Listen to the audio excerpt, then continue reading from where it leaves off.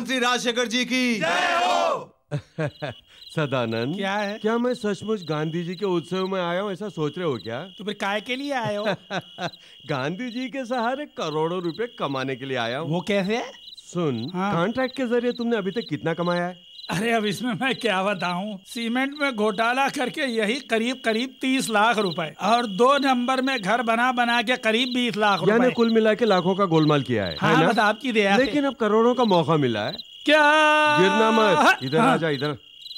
Dam का जो project है उसके सैंक्शन की बात मैंने दिल्ली की फाइल में खुद अपनी आंखों से देखी है। तब वो कॉन्ट्रैक्ट हमें मिल जाएगा ना? खुद मिनिस्टर ने वो फाइल मुझे खोलकर दिखाई और तू कितना बड़ा पागल है मैं अब समझ गया। सुन, ये बात अगर पेपर में आई तो टूर कंपनी वाले रेट बढ़ा देंगे ना। इससे पहले तू टूर कंपनी वालों को अपने हाथ में कर ले। अरे किसको हाथ में करना है बस मुझे बता दीजिए, बिना बिल के कागज बना के ट्रकें भर भर के माल पहुंचा दूंगा। लाखों का हिसाब किताब हो जाना चाहिए। बाप रे, कॉन्ट्रैक्ट में तू पैसा कमाना ही वाला है ना, जो मैं बोलता हूँ कर। भैया अगर ये सारा इंतजाम मैं कर दूंगा तो वो कॉन्ट्रैक्ट मुझे ही मिलेगा ना। तू जैसे मूर्खों को मैंने अपना कॉन्ट्रैक्टर बना के रखा है, ये मेरी गलती है। जो बोलता हूँ वो करना। और सुन, उसमें अपना 50-50 होगा। समझ गया। और सुन, स्विस बैंक में। अरे क्या कह रही हो, मैं कभी भूला हूँ क्या? आप चिंता मत कीजिए, रोड के किनारे किनारे समझ लीजिए हमारे पाइपों की लाइन लग जाएगी।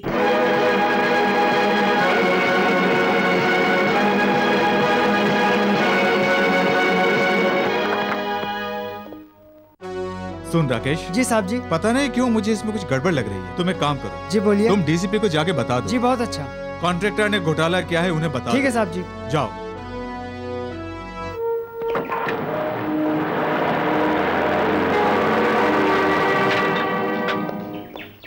नमस्कार इंजीनियर साहब। सदानंद जी। हाँ जी बोलिए। इन पाइपों को आप ही यहाँ लेकर आए ना? अरे ये आप क्या बात कर रहे हैं, मैं नहीं लाऊंगा तो और भला यहाँ कौन ला सकता है? वैसे भी भला इसका कॉन्ट्रैक्ट और किसको मिलने वाला है? आप शायद मेरी बात नहीं समझे। हाँ। मेरी बिना इजाजत के आप ये पाइपें यहाँ लेकर क्यों आए? भैया इस प्रोजेक्ट का जब आप टेंडर निकालेंगे तो इसका कॉन्ट्रैक्ट तो मुझे ही मिलने वाला है ना, बस इसीलिए लेकर आ गया। अच्छा हाँ? ये आपके होंगे, किसी ज्योतिष ने बताया? जी हाँ बताया, मेरी रेखाएं देखकर बताया कि ये कॉन्ट्रैक्ट मेरे नाम पर छप गया है, ऐसा बताया। बहुत बड़ा ज्योतिष है। Shut up! तुम्हें कॉन्ट्रैक्ट नहीं मिलेगा, सजा मिलेगी। जेल की सजा? और मुझे चिरकुट हो, पागल लगते हो, किसी और की बात मुझे सुना रहे हो। जब थोड़ी देर में डीसीपी यहाँ पहुँच जाएंगे खुद समझ जाओगे। भैया इंजीनियर साहब ने तो बहुत बड़ा काम कर दिया है, अगर ये जिंदा रह गया तो ये कॉन्ट्रैक्ट हमें नहीं मिलेगा। ऐसा करो इसे सुला दो।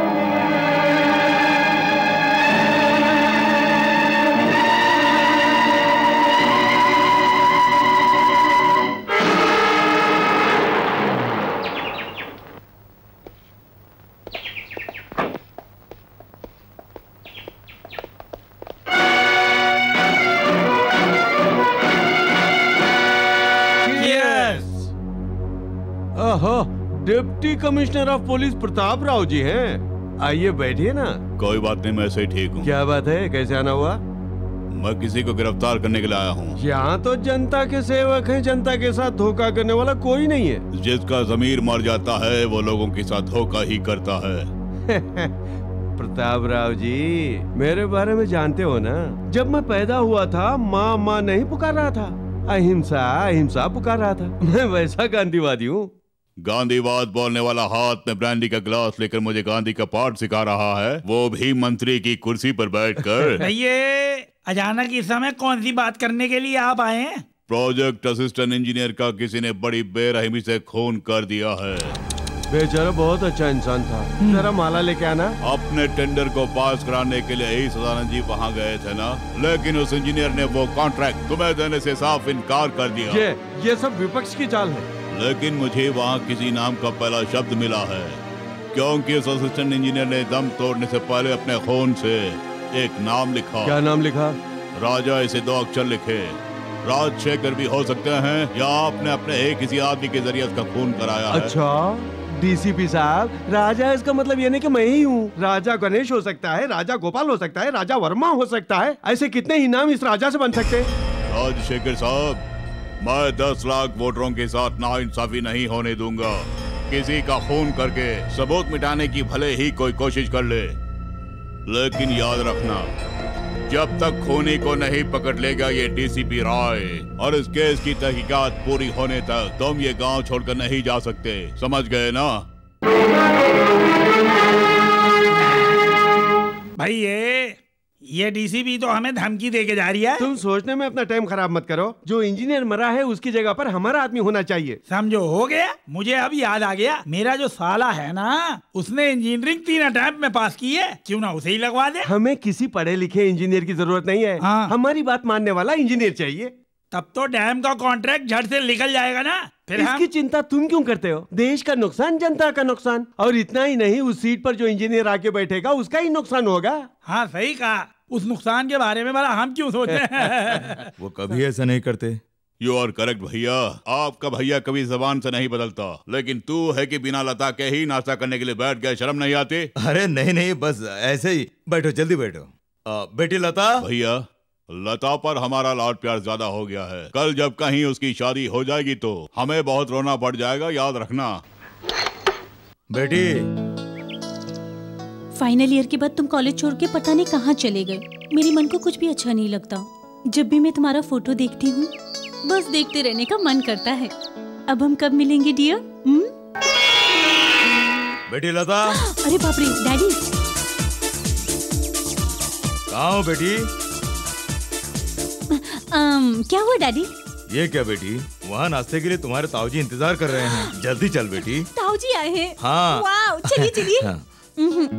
हेलो, हाँ हैं। 1 मिनट। किसका फोन है? कोई मंत्री जी हैं। मंत्री जी हैं? हेलो, हाँ हाँ नमस्कार जी। फोन में भी खड़े होके बात करेंगे? हाँ हाँ बोलिए सर। अरे वो हमारा सदानंद है ना, कॉन्ट्रैक्टर। वो अपने साले को तुम्हारे पास भेज रहा है। कल वहाँ पे इंटरव्यू है ना, उसे सेलेक्ट कर लेना। लेकिन उस पोस्ट के लिए तो मेरिट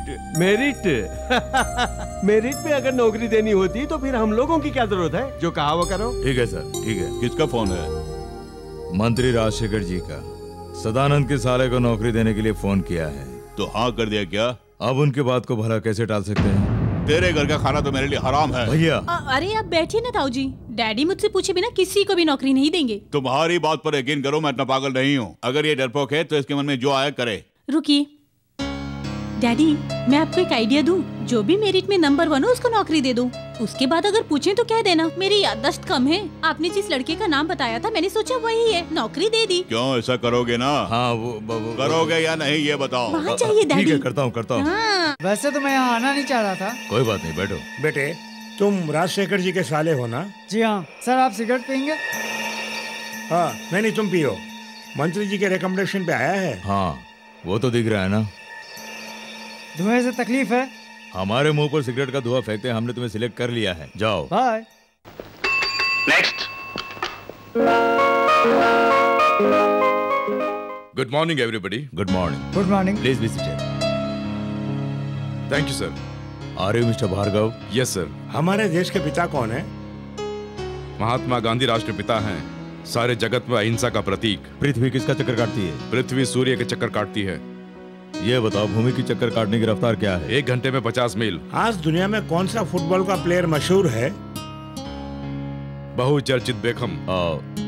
इंजीनियर का काम क्या होता है? बिना किसी स्वार्थ के देश की उन्नति के लिए अच्छे अच्छे प्रोजेक्ट बनाना, योजनाओं को साकार करके देश के इंफ्रास्ट्रक्चर को सफल बनाना। पहले विश्व युद्ध का कारण कौन है?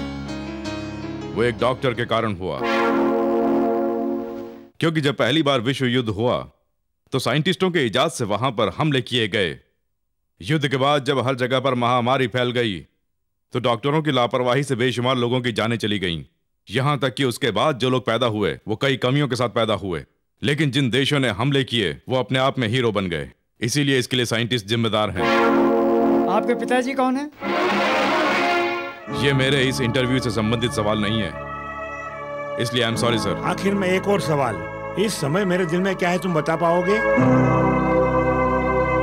यही कि मैं इस नौकरी के योग्य नहीं। ऐसा तुम क्यों बोल रहे हो? और नहीं तो क्या कहूँ? जब मुझसे मुद्दे पर सवाल ना पूछकर इधर उधर के सवाल पूछे जाएंगे तो मैं क्या कहूँ? मुझे एक बात तो बताइए सर, इंजीनियर की पोस्ट के लिए क्या ऐसे ही सवाल पूछे जाते हैं? गांधी जी के बारे में पूछ रहे हो, पृथ्वी और सूर्य के सवाल पूछ रहे हो, और फिर फुटबॉल कौन खेलता है? क्यों? किसी इंजीनियर की योग्यता क्या इसी से देखी जाती है? मेरी आपसे कोई अपेक्षा नहीं है। आपके हर बात पर भाषण देने वाला मैं कोई नेता नहीं हूँ जो आपके हर सवालों का फट से जवाब दे दूं। हम अच्छी तरह जानते हैं कि डिग्री पाने के बाद हमें धक्के खाने पड़ेंगे। क्यों? इस देश की धरती हमारी माता है। हमारे देश का किसान धरती माँ की पूजा करता है। सर, महात्मा गांधी ने हमारे देश को आजाद करवाया, लेकिन गुलामी आज तक नहीं गई है, और ना ही मुझे लगता है कि यह गुलामी खत्म होगी। क्यों पता है? क्योंकि सब लोग लालची बन गए हैं। किसी को पैसों की भूख है तो किसी को अपना रुतबा पाने की। वैसे तो आपने जो सवाल पूछा था मैं उसका जवाब देना नहीं चाहता था, लेकिन अब जवाब देकर जाऊंगा। मेरे पिताजी कौन है यही आपने पूछा ना? He is a liar, he is a cheater। अपनी बीवी और बच्चे को छोड़कर भागने वाला एक बुज़दिल इंसान, और उसी का खून से जन्म पाया है मैंने। लेकिन एक बात आप अच्छी तरह जान लीजिए कि मुझ में उसके संस्कार नहीं हैं। इस देश में आज भी महात्मा गांधी को पूछते हैं, गॉडसे को नहीं पूछते।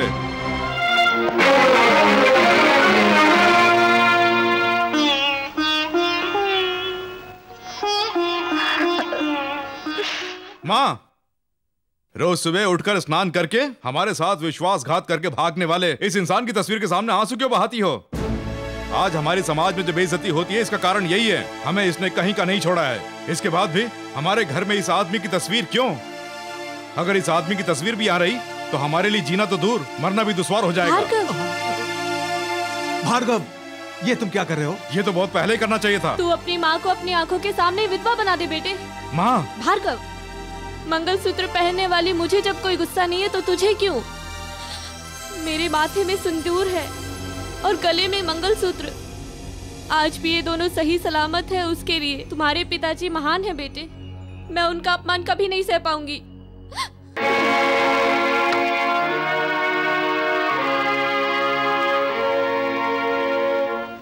क्यों रे, इंटरव्यू के लिए गया था? गया था। क्या हुआ?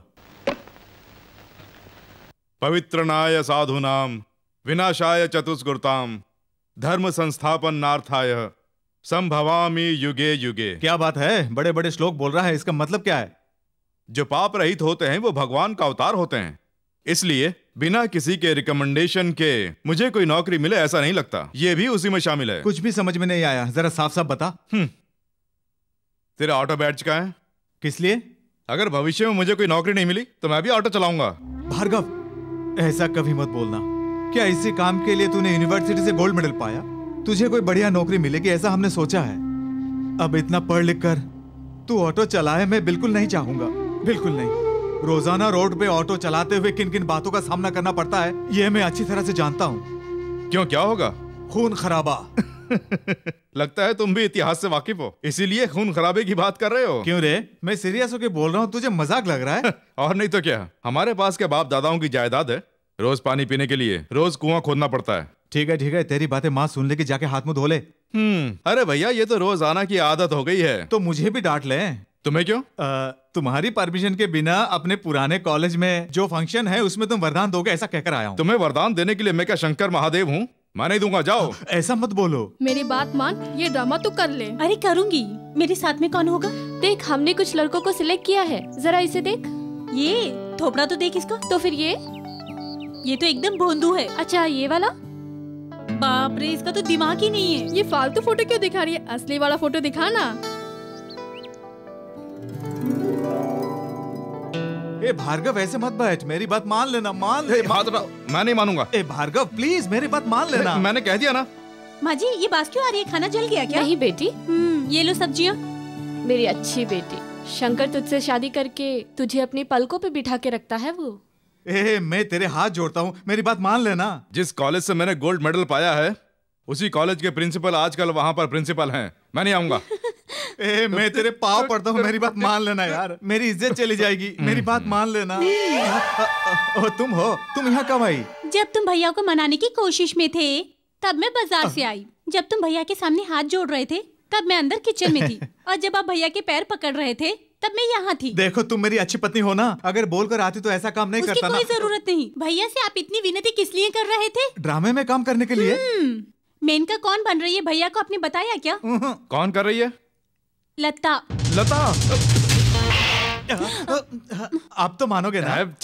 लता हो या फीता हो, प्रिंसिपल है। सही कहा, मैं कहाँ जाऊँ भगवान। टिकट ले लिए हैं? हाँ। क्यों? लोगों से पैसे कमाने के लिए? ऐसा नहीं है यार, उस ड्रामे से जो पैसे आएंगे अनाथ आश्रम में दे देंगे। अरे सुन, जरा सामने आ। अच्छा नहीं लगेगा, वो सामने मैं है। अंदर जा रही हूँ। अबे सुन, मन तो करता है कि मैं तुझे, अगर तू इस तरह से पैसों को ऐसे प्रोग्राम पे खर्च करता रहेगा तो खाने के लाले पड़ जाएंगे। हाँ। ये सब एक्टिंग है, लता के लिए ड्रामा है। ये लता वो लड़का सिविल की पढ़ाई में तो ठीक है, लेकिन फाइन आर्ट्स में भी बहुत अच्छा है। डैडी भार्गव को जानते हैं? आज वो इंटरव्यू के लिए आया था, वही मिला था। मेरिट पे अगर देखा जाए तो नौकरी उसे ही मिलनी चाहिए। तो क्या तूने उसको नौकरी नहीं दी? वो मंत्री जी का लड़का आ गया था ना। गलती से खाना खा लिया। ताऊजी अरे बैठो ना। रुकिए तो सही। अब आपको क्या चाहिए? यही ना कि डैडी उस मिनिस्टर को फोन करें और कहें कि उस लड़की को नौकरी नहीं मिलेगी। यही बात है ना जो आप चाहते हैं? तभी ये प्रताप राय अपने छोटे भाई को भाई मानेगा। मेरे डैडी कभी कोई गलती नहीं करते हैं ताऊजी। इनके सामने कोई भी वीआईपी कुछ भी नहीं है। ये जिद पे आ जाएं तो किसी को भी बाहर निकाल देते हैं। आप देख लीजिए, अभी मिनिस्टर को फोन करेंगे। तू क्या है, तेरी औकात क्या है? तूने जिस लड़के को भेजा उसके लिए नौकरी नहीं है, जा, ऐसा बोलने वाले हैं।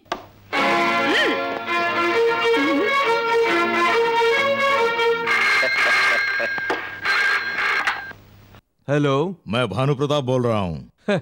तुम्हारी 100 साल की उम्र है, अभी तुमको याद कर रहे थे। क्या हुआ, हमारे कैंडिडेट को नौकरी मिल गई ना? आई एम सॉरी सर, नहीं मिली ये बताने के लिए मैंने फोन किया है। क्या? जी हाँ, वो लड़का उस नौकरी के लायक बिल्कुल नहीं है, इसलिए मैंने पास नहीं किया। उससे कह देना कि वो इस नौकरी के लिए भूल जाए। भैया, किसी ने तुम्हें डरा दिया है? मुझे नहीं, तुम्हें। हाँ? तुम्हारे साले को उसने नौकरी नहीं दी है। ये तो गजब हो गया, हमारी तो उसने बंद कर दी। तुम्हारी बात मान के मैंने स्विस बैंक में पैसा भी जमा करा दिया। बाप रे, वो किसी और काम में एडजस्ट हो जाएगा। लेकिन उसने हमारी बात को क्यों नहीं माना? पता नहीं क्यों। अगर उसे अपना काम निकलवाना है तो किसी दारूड़िये को पकड़ना होगा। जमुरे। जी गुरुदेव, अभी भर के देता हूँ।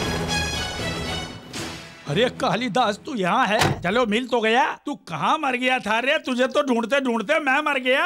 ये क्या, तेरी बुद्धि भ्रष्ट हो गई है क्या, जो पेड़ के नीचे ताड़ी पी रिया? एक आदमी का आज खून करना है, उसी के लिए तैयारी में लगा हूँ। लेकिन तुम यहाँ क्यों आए? ओए होए, राजशेखर जी ने तुझे एक छोटा सा काम सौंपा है, क्योंकि ये काम बस तू ही कर सकता है। तो बताओ, हाथ पैर या मर्डर? अरे इतना बड़ा काम नहीं है भैया। अरे वो इंजीनियर भानु प्रताप जी है ना, उनसे इस फाइल में एक छोटा सा दस्तखत करवाना है। अगर ऐसा छोटा काम करूंगा तो इस कालिदास की प्रेस्टीज का क्या होगा? जमुरे। जी गुरुदेव। तू जाके इस फाइल पे साइन करा के ले आ, मैं मर्डर करने जा रहा हूँ। ठीक है गुरुदेव, जम जमा के चमचमा के। इंटरव्यू का क्या हुआ? कोई फायदा नहीं हुआ। आज के इस रिकमेंडेशन के जमाने में पता नहीं कितने सर्विस इंजीनियर रोड पर हैं। मन तो करता है चीफ इंजीनियर का कॉलर पकड़ लूं। अच्छा, मुझे चीफ इंजीनियर का एड्रेस मालूम है। सच में कॉलर पकड़ लोगे ना? हाँ दिखाओ, जरूर पकड़ूंगा। ये सब क्या है? इस फाइल में अपने साइन कर दे। क्या है इसमें? सदानंद का जो साला है ना, रामचंद्र, उसकी नौकरी का अपॉइंटमेंट लेटर है ये। चल साइन कर। नहीं करूंगा। क्यों, अब तो इस पे साइन करेगा ना? मैं मर जाऊंगा पर नहीं करूंगा। ये बात है।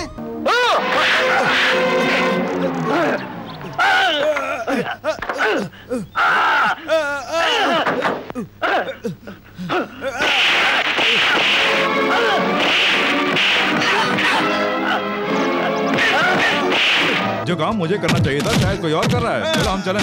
वही तो मेरे डैडी है। क्या? इस तरह से मत देखो, पहले मेरे डैडी को बचाओ। जाओ।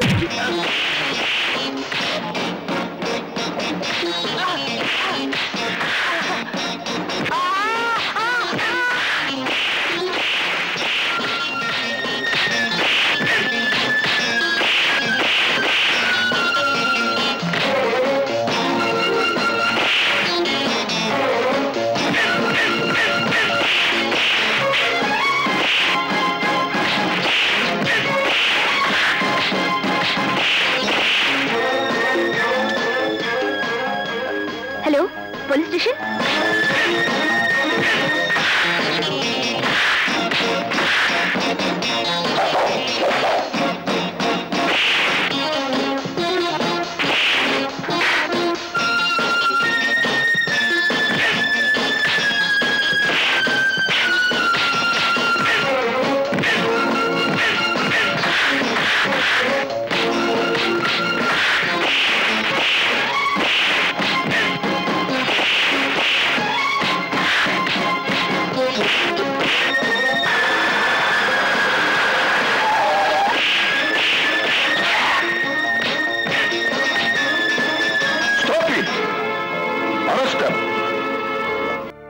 थैंक गॉड भैया, ये तो अच्छा है वक्त पर भार्गव आ गया, वरना वो कमीने जबरदस्ती अपॉइंटमेंट लेटर पर मुझसे साइन करवा लेते। मिस्टर भार्गव, हमारे परिवार पर तुम्हारा ये ऋण है।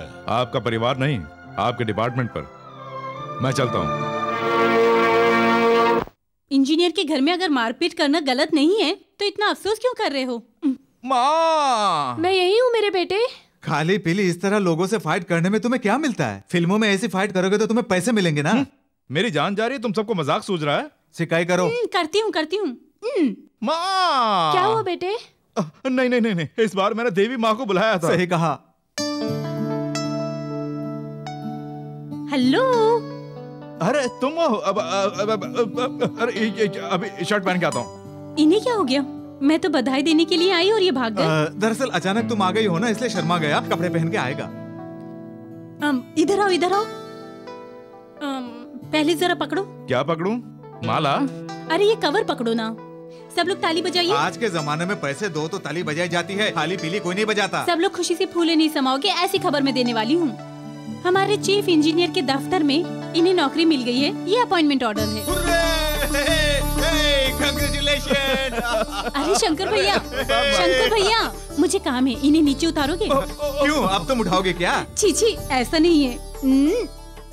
ये माला पहनानी है। क्या बात है, मेरे बेटे को माला पहनाई है? इन्हें नौकरी मिल गई है ना, नौकरी मिलने पे शेक हैंड करते हैं, शादी हो तो माला पहनाते हैं, लेकिन तुमने दोनों न करके कुछ और ही किया है। अच्छा तुम हो कौन? तुम्हारी जेठानी समझ लो। ओहो, जेठानी हो, ठीक है कोई बात नहीं। क्यों रे भार्गव, लता के लिए तुझे भी कुछ करना चाहिए। क्या करो आप ही बताइए, आप जो कहेंगे मैं करूँगा। सर झुकाने के लिए नहीं बोल रही हूँ, उसने तुझे माला पहनाई है इसलिए तू उसके गले में मंगलसूत्र पहना दे।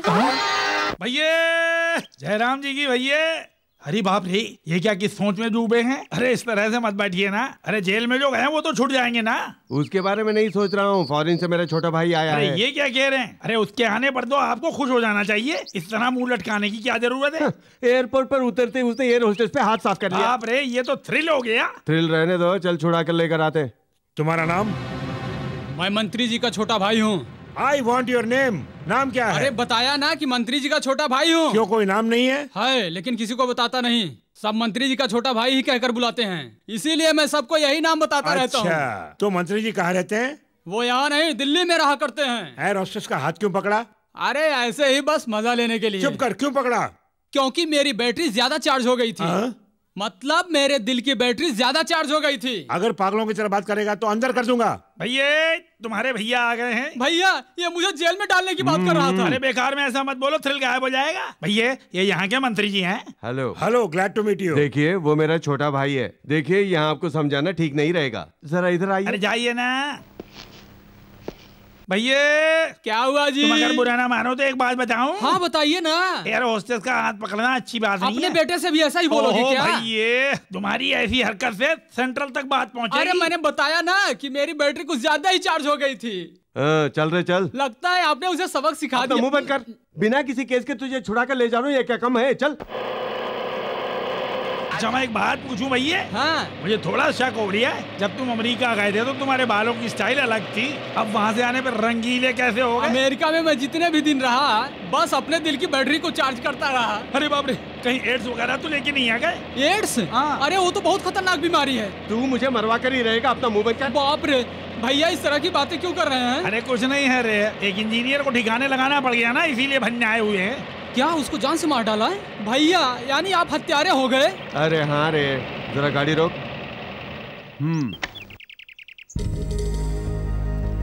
ये पाइप देख रहा है? हाँ देख रहा हूँ। डैम का प्रोजेक्ट सैंक्शन होकर हमें कॉन्ट्रैक्ट मिलेगा सोचकर ही करोड़ों रुपए के पाइप लाके हमने यहाँ डाले हुए तो आखिर इस काम में इतनी समस्या क्या है? भैया हमने सोचा था कि हमें एक कॉन्ट्रैक्ट मिल जाएगा, लेकिन बड़े इंजीनियर ने इस कॉन्ट्रैक्ट की फाइल पे साइन नहीं किए। अगर ऐसा नहीं हुआ तो हमारे करोड़ों रुपए डूब जाएंगे। तो क्या हुआ? कहो तो उस इंजीनियर की बैटरी को बम से उड़ा दूं?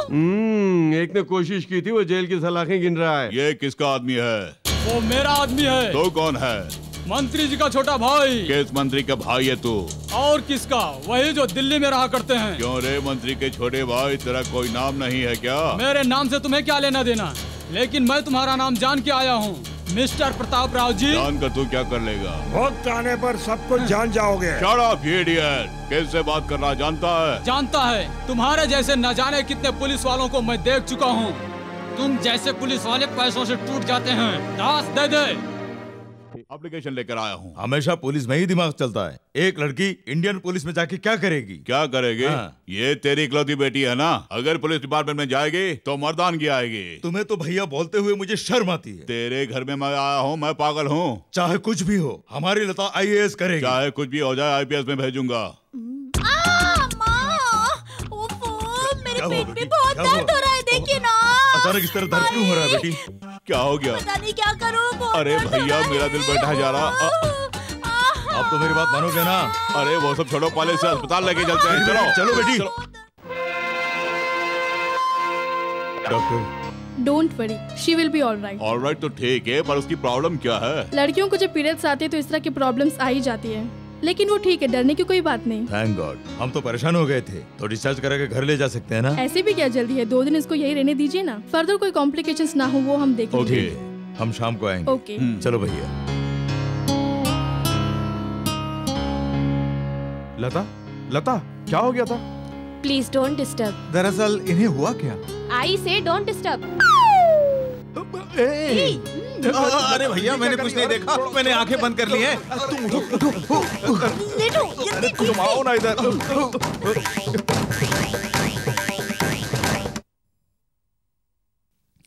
बेटी लता, अब तुम कैसी हो? मैं अच्छी हूँ डैडी। डॉक्टर ने हमें सारी बातें बता दी हैं। क्या बताया? कहीं इंजेक्शन की बात तो नहीं बताई?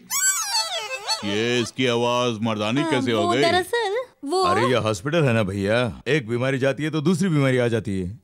सही कहा डैडी। हाँ। गला थोड़ा खरखर हो रखा है। कोई बात नहीं बेटी, ठीक हो जाएगा। हम दोनों कल फिर आएंगे, ठीक है? तुम अपना ख्याल रखना बेटी। ठीक है डैडी। चलो भैया। तेरी तो। अरे बाप रे, अरे बाप रे, मर गया। Wow, Apple craze orange. ये सब तुम्हारे लिए और इंजेक्शन मेरे लिए। नहीं नहीं नहीं, तुम ही खाना, हम जरा घूम के आते हैं। नहीं नहीं, अब ये साड़ी मुझसे पहनी नहीं जा रही है। एक काम करो, तुम खुद बेड पे लेट जाओ। चलो। बाप रे। अरे वो साड़ी तो दो, किसी ने देख लिया तो उठा के ले जाएगा। लो। तुम्हारी साड़ी भी नहीं चाहिए, तुम्हारा बेड भी नहीं चाहिए। टाइम हो गया, जल्दी आना।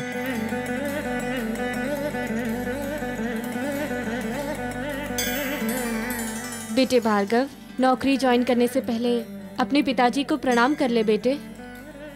भार्गव, आज तेरी नौकरी का शुभ दिन है बेटे। कम से कम इस माँ की खातिर पिताजी को प्रणाम कर ले बेटे। अरे जल्दी यार, राहु काल शुरू हो जाएगा।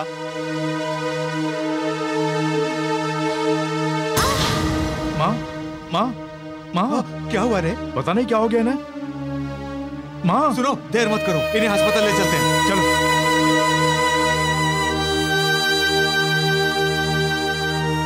पेशेंट के साथ में यहाँ कौन है? मैं हूँ सर, वो मेरी माँ है। उनके गर्भाशय में फुंसी हो गई है। अगर फौरन उनका ऑपरेशन नहीं किया गया तो वो कैंसर में बदल सकता है। तो फौरन उनका ऑपरेशन कीजिए ना।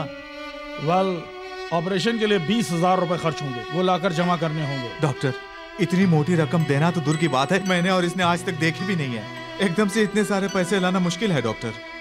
तो यह ऑपरेशन नहीं होगा। ऑपरेशन नहीं हुआ तो मर जाएंगे ना। वो जिए या मरे मुझे कोई चिंता नहीं, मुझे चाहिए सिर्फ पैसे। सर, मुझे पढ़ाई में जो गोल्ड मेडल मिला था वो मेरे पास में सर, मैं उसे गिरवी रख के पैसे लेकर आता हूँ। आप ऑपरेशन की तैयारी कीजिए। तुम्हारे गोल्ड मेडल की बात मैं मानता हूँ, लेकिन तुम वापस आओगे इसका मैं कैसे यकीन करूँ?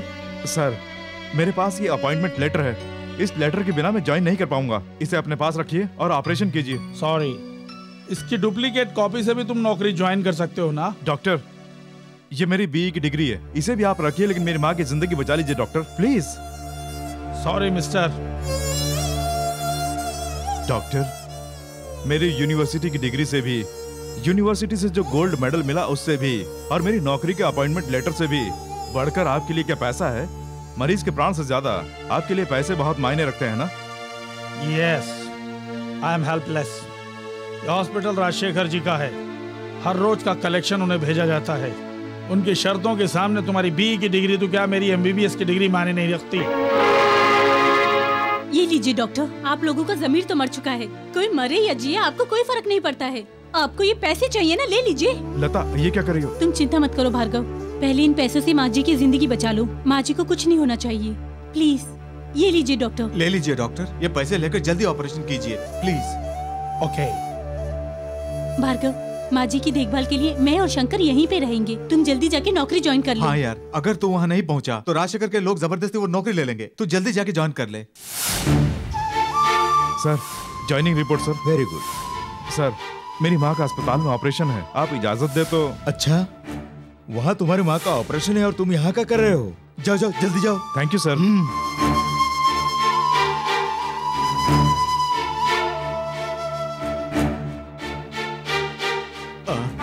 Excuse me doctor.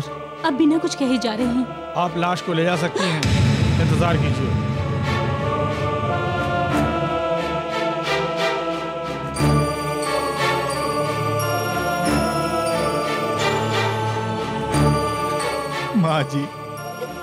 माँ जी को कुछ नहीं होगा, मैं संभालूंगा बोल के भार्गव को मैंने भेजा। अब जब वो आएगा तो मैं उसे क्या जवाब दूंगा?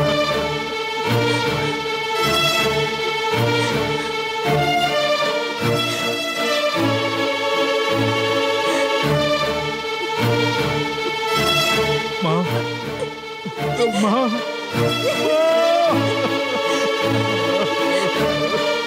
भार्गव, माँ जी के आखिरी समय में मैंने तुम्हें कहीं और भेज दिया, मुझे माफ कर दो। लता, बाप का साया तो बहुत पहले से उठ गया था, लेकिन आज हमारे ऊपर से माँ का साया भी उठ गया।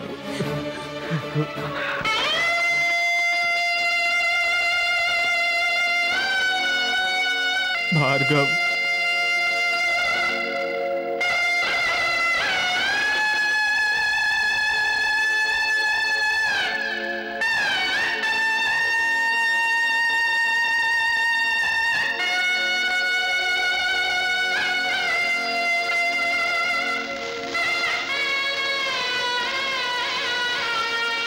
भैया, उस नए इंजीनियर ने जो हमारी वाट लगाई है, उससे तो अपन का बिजनेस चौपट हो जाएगा। बाप रे, तू ये कैसी भाषा बोल रहा है? अमेरिका से आने के बाद तेरी भाषा ही बदल गई वहाँ है। मेरे दोस्त मुंबई के थे। अच्छा ये बताइए, उस इंजीनियर को तोड़ने का कोई रास्ता निकाला कि नहीं?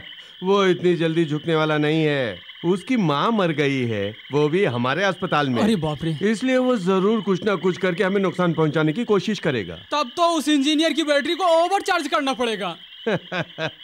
उसके ऊपर गुंडागर्दी के सारे फार्मूले इस्तेमाल करके उसके हाथों अपनी फाइल पे दस्तखत करवाएंगे। शंकर, माँ के स्वर्गवास होने के बाद अब तो हम लोग एकदम अनाथ बन के रह गए हैं। तूने भाई से बढ़कर मुझसे दोस्ती निभाई है। वो दोस्ती क्या जो दुख में काम ना आए। तू अपने माँ का शेर बेटा है, तुझे रोना नहीं चाहिए। जिस माँ ने मुझे इस संसार में जन्म दिया हो और जिसे जिंदगी भर में माँ कह के बुलाता रहा, उस माँ शब्द को मैं कैसे भूल पाऊंगा? वक्त सारे जख्म भर देता है, पहले उनकी अस्थियों का नदी में विसर्जन कर दे। चल।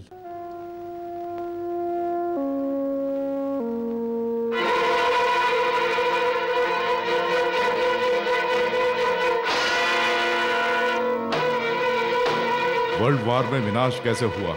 डॉक्टरों के आविष्कार के कारण, डॉक्टरों की लापरवाही के कारण।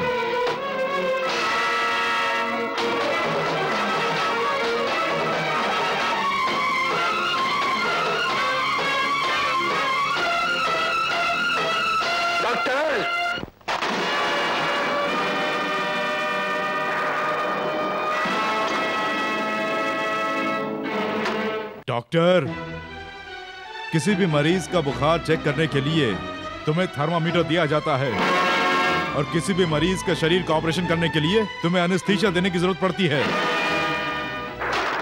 लेकिन मेरी माँ को तूने मारा ये बुलवाने के लिए मुझे ना थर्मामीटर चाहिए ना ही बेहोशी की दवा मुझे चाहिए। तेरे चेहरे का पसीना बता रहा है कि तूने मेरी माँ का खून किया है।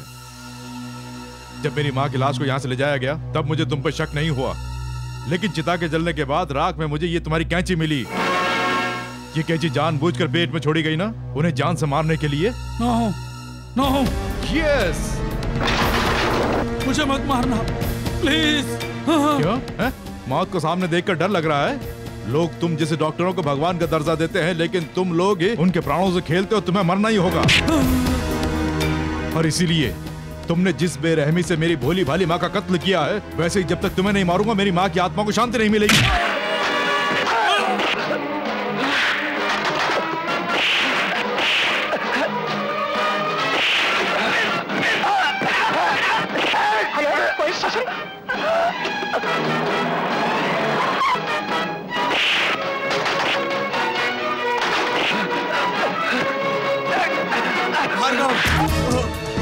भार्गव, ये क्या कर रहे हो? छोड़ो उन्हें। भार्गव, मेरी बात सुनो, छोड़ो उन्हें। छोड़ दो इसे। भार्गव, चलो। छोड़ दो मुझे छोड़ दो। भगवान समझे जाने वाले ऐसे खूनी डॉक्टरों का खून कर देना चाहिए। मेरी माँ को जान से मारने वाले को मैं जिंदा नहीं छोड़ूंगा। छोड़ो मुझे।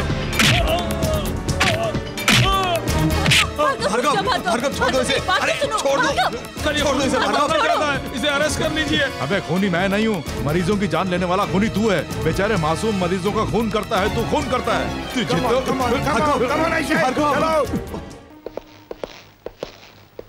इंस्पेक्टर, आरएस नर्सिंग होम में किसी ने डॉक्टर का खून करने की कोशिश की। यस सर, उसे अरेस्ट करके लाए हैं। उसे लेकर आओ।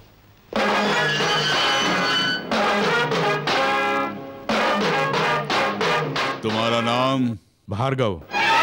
तुम हो? उस दिन आपके भाई को बचाने के लिए मुझे सराहा था, आज मुजरिम बनाया है। यानी तुम खुद को बेगुनाह समझते हो? चीफ इंजीनियर को मारने वाले लोगों को मैंने मारा था और आज गलती करने वाले डॉक्टर को मारा है। अगर वो न्याय था तो ये भी न्याय है। ऑपरेशन होने के बाद अगर मरीज मर जाता है तो वो खून नहीं है। यानी इंसानों को मारने के लिए डॉक्टरों को लाइसेंस दिया गया है। जैसे लोगों को पीटने के लिए आपके पास लाइसेंस है, वैसे ही लोगों को मारने के लिए उनके पास लाइसेंस है। जज भले ही ना जाने कि दोषी कौन है निर्दोष कौन है, पर सजा देने का लाइसेंस है। Am I correct? You are talking something nonsense. हमारे देश के हर एक नागरिक को बोलने का अधिकार है, dear police officer. Of course, लेकिन बेकार की बातें बोलने का अधिकार नहीं है। अगर तुम मानते हो कि तुम्हारी माँ का डॉक्टर ने खून किया है तो उसका गवाह कौन है? मैं हूँ। बेटी, माफ कीजिएगा डीसीपी साहब, ये पुलिस स्टेशन है। मैं विटनेस हूँ, अब पुलिस ऑफिसर है, बस इतना ही। All right. तो तुम कौन सी गवाही देना चाहती हो? गवाही बोलने की नहीं है, गवाही का सबूत है। ये देखिए कैंची, इनकी माँ का जिस डॉक्टर ने ऑपरेशन किया था उसने कैंची पेट में छोड़ दी, देख लीजिए। इसी की वजह से उनकी जान गई। उनकी चिता जलने के बाद राख में से ये मिली, उसका गवाह मैं हूँ। अब आप ही बोलिए प्रताप राय जी, ऐसे खूनी डॉक्टर को मारने का अधिकार क्या हमारे पास में नहीं है? आप इस तरह खामोश क्यों हो गए? मुझे यहाँ किस दफा में गिरफ्तार किया जाए आप यही सोच रहे हैं ना? आपसे मैंने बहस की, इसलिए कानून के मुताबिक दफा 301 के तहत मुझे अरेस्ट कर सकते हैं आप, या फिर मैंने एक डॉक्टर का खून करने की कोशिश की उस जुर्म में 307 के तहत आप मुझे यहीं गिरफ्तार कर सकते हैं। इंस्पेक्टर। Yes sir. भार्गव के एफआईआर की फाइल लेकर आओ। Okay sir.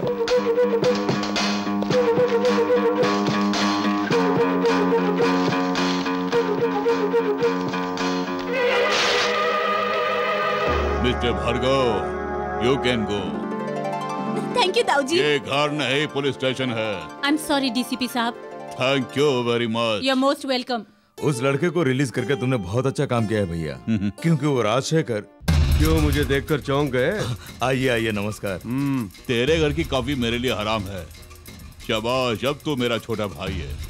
मुझे इज्जत ना मिलने पर भी कोई प्रॉब्लम नहीं होगी भानु प्रसाद, लेकिन जिस काम के लिए आया हूँ अगर वो नहीं हुआ तो तुम्हें तकलीफ जरूर होगी। शराफत से इस कागज पर साइन कर दो। क्या है ये? भार्गव का टर्मिनेशन लेटर। टर्मिनेशन क्यों? वो इसलिए कि उसने कानून को अपने हाथ में लेकर मेरे अस्पताल के एक डॉक्टर को बुरी तरह मार के उसका खून करना चाहा। उस डॉक्टर की लापरवाही से उसकी माँ का खून हो गया, इसीलिए। तो उसके लिए क्या वो कानून हाथ में ले लेगा? Shut up. कानून का मुंह बंद करके अब मेरे भाई का मुंह बंद करना चाह रहे हो प्रताप राव जी? उस भार्गव पर कौन सी धारा लगाकर उसे बंद करना है, तुम चाहो तो मैं तुम्हें बता दूं। अगर ऐसे ही धारा लगा कर हर एक आदमी को अंदर करते रहेंगे तो जेल के अंदर जाने वाले सबसे ज्यादा लोग तुम्हारे मंत्रिमंडल से ही होंगे। कहो कर दूं क्या? जेल में भी वीआईपी ट्रीटमेंट मिलता है। नवाबी शौक है, एक बार अंदर कर दिया तो जिंदगी भर बाहर नहीं निकलेगा। प्रताप राव नहीं, प्रताप राय। लगता है बाप बेटे को किसी का नाम याद नहीं रहता। उस इंजीनियर का खून आज भी मेरी नजरों में है और तुम मेरी नजरों में खटक रहे हो। अगर ऐसा ही चिल्लाओगे तो बहुत बुरा हाल होगा। ठीक है, मैं भी देख लूंगा। चल रे चल। हाँ चलिए।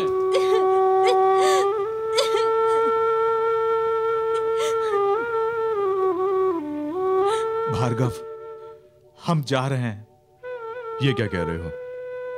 बचपन में बाप का साया सर से उठ गया, जब मैं बड़ा होकर कमाने लायक बना तो मां का साया सर से उठ गया। अब मेरे सर से अपना हाथ भी उठाना चाहते हो? ठीक है, उठा लो, तुम भी जाओ। भार्गव, मैं ये नहीं जानता था कि हमारे लिए तुम्हारे मन में इतना सारा प्यार है। आज से मैं और पद्मा यहीं रहेंगे, तेरे पास ही, ठीक है ना? शुक्रिया शंकर। सुनो भैया, जिस यही की सीट पर तुम बैठे हो, देखा जाए तो वह हमारी है। ये तो हमारी बदकिस्मती है जो तुम उस सीट पर बैठ गए।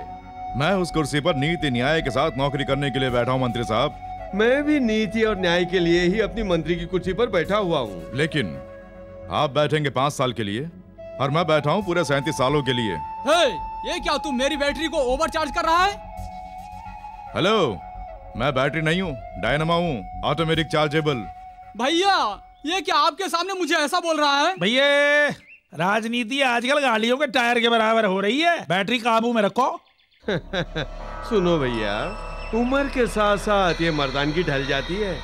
तुम्हारी उम्र में मैं भी इनकलाब जिंदाबाद बोल बोल के पूरे देश को हिलाया करता था, लेकिन आज देख लो पार्टियां बदलता फिर रहा हूँ। समझ गए? जो फुटपाथ पे थे वो गद्दी पे बैठ गए। तुम चाहे किसी पार्टी में रहो या किसी पार्टी से निकल जाओ, उससे मुझे फर्क नहीं पड़ता, लेकिन मैं यहाँ पर ईमानदारी की नौकरी करने आया हूँ। मेरा एक एक मिनट लोगों की सेवा के लिए बहुत कीमती है, इसलिए मेरा टाइम खराब ना करके ये बताओ कि मुझे यहाँ पर क्यों बुलाया है। तुम सीधी तरह पूछना चाहते हो, इसलिए मैं भी सीधी तरह बताऊंगा। मेरे एरिया की कोई भी फाइल तुम्हारे टेबल पर आए तो बिना पूछे साइन कर देना। साइन के हिसाब से तुम्हें पैसा भी बहुत मिलेगा। भैया, अगर तुमने ऐसा काम नहीं किया तो ये गांव छोड़ के जाना पड़ सकता है। ये गांव ही नहीं, देश भी छोड़ना पड़ जाएगा।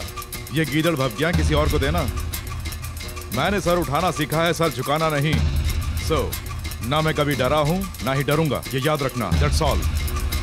शाबाश, जैसा नाम है वैसे बातें करके भी जा रहा है। ये क्या हुआ, ऐसा बोल के जा रहा है और आपने उसे छोड़ दिया? ये अब आपका सोचना बिल्कुल बेकार है। अब आप कह दीजिए, मैं कालिदास को भेज के ठिकाने लगवा देता हूँ। बोल दिया ना। कुश्ती के पहलवान, तुम में से भार्गव कौन है? तू है? अरे कालिदास, यहाँ आप आइए आइए आइए। अरे आइए ना, आइए, उसकी टेबल ये है, आप यहाँ आकर बैठिए ना। बैठिए बैठिए। मुझे उससे इस फाइल पर साइन लेने हैं। ओए जमुरे, ये लीजिए गुरुदेव। Very good.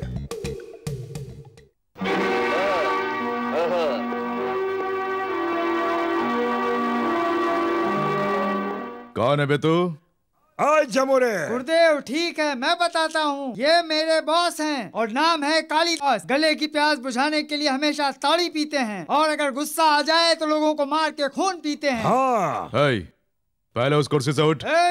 जम जमा के चम चमा के, धन धनाधन दे धनाधन। मेरे लोंडे को मारता है। अगर ज्यादा चिल्लाया ना तो तुझे भी मारूंगा। पहली बार मिल रहा हूँ इसलिए शराफत से बोल रहा हूँ। इस फाइल पे अपने साइन कर दे। अगर तू अभी यहाँ से दफा नहीं हुआ ना तो इस फाइल पर तो नहीं, तेरे थोपड़े पे साइन कर दूंगा। ये गवर्नमेंट ऑफिस है इसलिए चुप हो, वरना मैं तुझे इसी जगह पर चीर के रख देता। ऑफिस से इस बात से डर रहा है तो बोल कहाँ आना है बोल। आज ही शाम को ठीक 5 बजे तेरे अड्डे पे, तेरे घर में, तेरे घर के कमरे में कहाँ आना है बोल, वहाँ आकर तुझे मारूंगा। जम जमा के धन धनाधन। शाम को 5 बजे पहाड़ी पे पहुंच जाओ, तब तुम्हें देखेंगे। जैसे ये मटकी टूट गई है ना, वैसे ही इसका सर भी फूटेगा। चल जा यहाँ से। हेलो। हाय भार्गव। हाय। आज शाम 5 बजे हम लोग पार्क में मिलेंगे। सॉरी, अभी अभी एक गुंडे को अपॉइंटमेंट दिया है। आज शाम को 5 बजे पहाड़ी पर जाके उससे मुलाकात करनी है। जोक है? नहीं, ये सच है।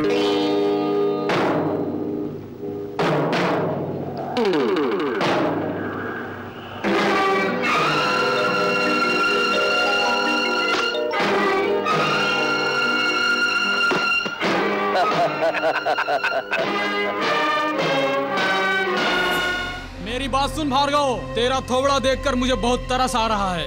जिस तरह से रावण का अंत हुआ था और जैसे अभिमन्यु फंस गया था, वैसा मैं नहीं चाहता कि तुम्हारा अंत हो। शराफत से इस फाइल पे साइन करके पैसे उठा लो। जरूर साइन करूंगा, लेकिन फाइल पर नहीं, तेरे थोबड़े पर। अगर ऐसा बोलेगा तो मेरी बैटरी बुरी तरह चार्ज हो जाएगी। तेरी बैटरी कैसे डाउन होती है मैं जानता हूँ।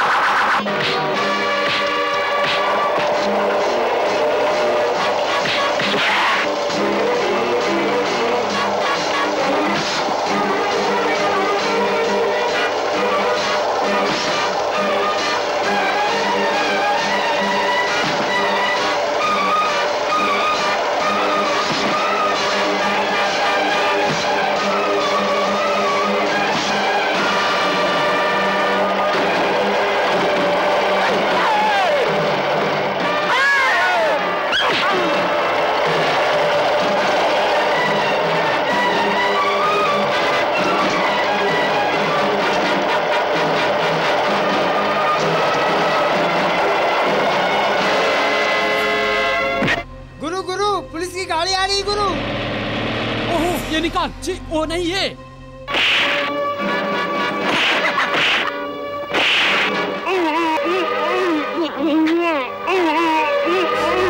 अरे दास सुन, भैया से बोलना हमने इसे पकड़ लिया है और मैं इसे लेकर वहाँ पहुँच रहा हूँ। जा जल्दी जा।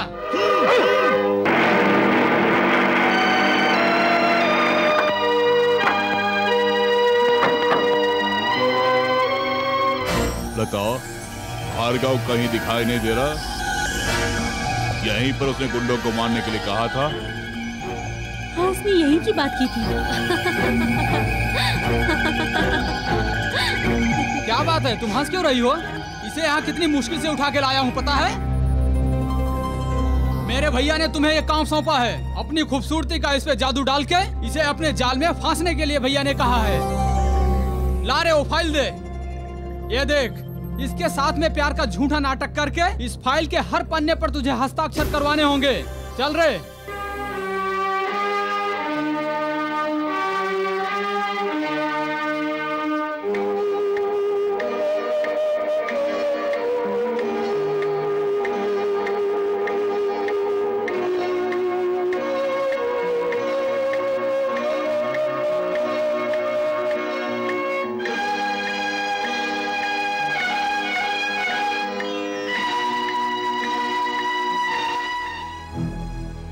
रुक जाओ, मैं कौन हूँ तुम जानते हो? बेहोशी टूटने पर जब अपने सामने मैंने तुम्हें देखा तभी समझ गया कि तुम कौन हो। ये रोजी अपनी एक अदा में अच्छे अच्छों को वश में कर लेती है, तुम जानते हो? ऑफ कोर्स, मैं जानता हूँ। यानी मेरे बारे में तुम अच्छी तरह जानते हो, है ना? एक रात का मेरा रेट है 10,000 रुपए। एक रात का रेट बांधकर जिंदगी भर के लिए खुशियाँ बटोरना चाहती हो? इसमें मेरा क्या कसूर? इसमें कसूर तुम्हारा बिल्कुल नहीं है, ना ही इस देश का है, बस तुम्हारे ज़मीर का है। तुम्हें बस फक्र है अपनी सुंदरता पर नाज करने का। तुमने अपनी जिंदगी को एक पहेली बना दिया है। इस समाज को भूलकर, इस पेशे को अपनाकर तुम जिंदगी में चाहे कितनी भी दौलत कमा लो, वो मरने पर साथ नहीं जाएगी। जब तुम्हारी जवानी ढल जाएगी, तुम्हारे चेहरे पर झुर्रियां आ जाएंगी, उस वक्त तुम्हें इसका एहसास होगा। तुम अपनी इस खूबसूरती के बलबूते पर मुझसे इस फाइल के ऊपर एक साइन भी नहीं करा पाई।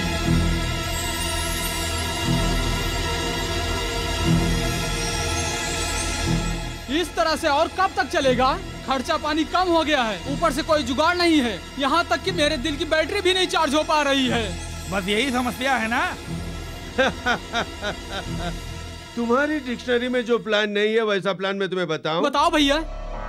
उस तरह के अकड़ू इंसान को वश में लाने के लिए एक ही रास्ता तो है। बताइए ना। लोहा हमेशा लोहे को ही काटता अरे वाह, क्या प्लान बताया भैया।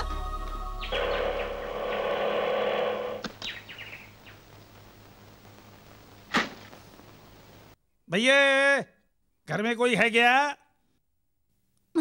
आपको किससे मिलना है? हाय, ये भार्गव का घर है ना? भैया घर में नहीं है, क्या बात है? अरे काम बन गया। अरे मैं तो बहुत घबरा रही था। भैया अंदर ले चल।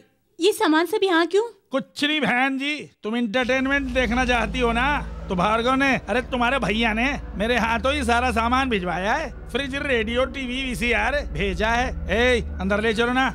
ये सब वो भेजेंगे, मुझे तो नहीं बताया। अरे ये क्या कह रही हो? ये कैसा थ्रिल है? भैया ये सारा सामान मेरे घर पहुंचा दो, मैं शाम को घर आऊंगा। ये सारा सामान देखकर मेरी बहन अचंभे में पड़ जाएगी। ऐसा तुम्हारे भैया नहीं बोला? भैया सामान रख दिया क्या?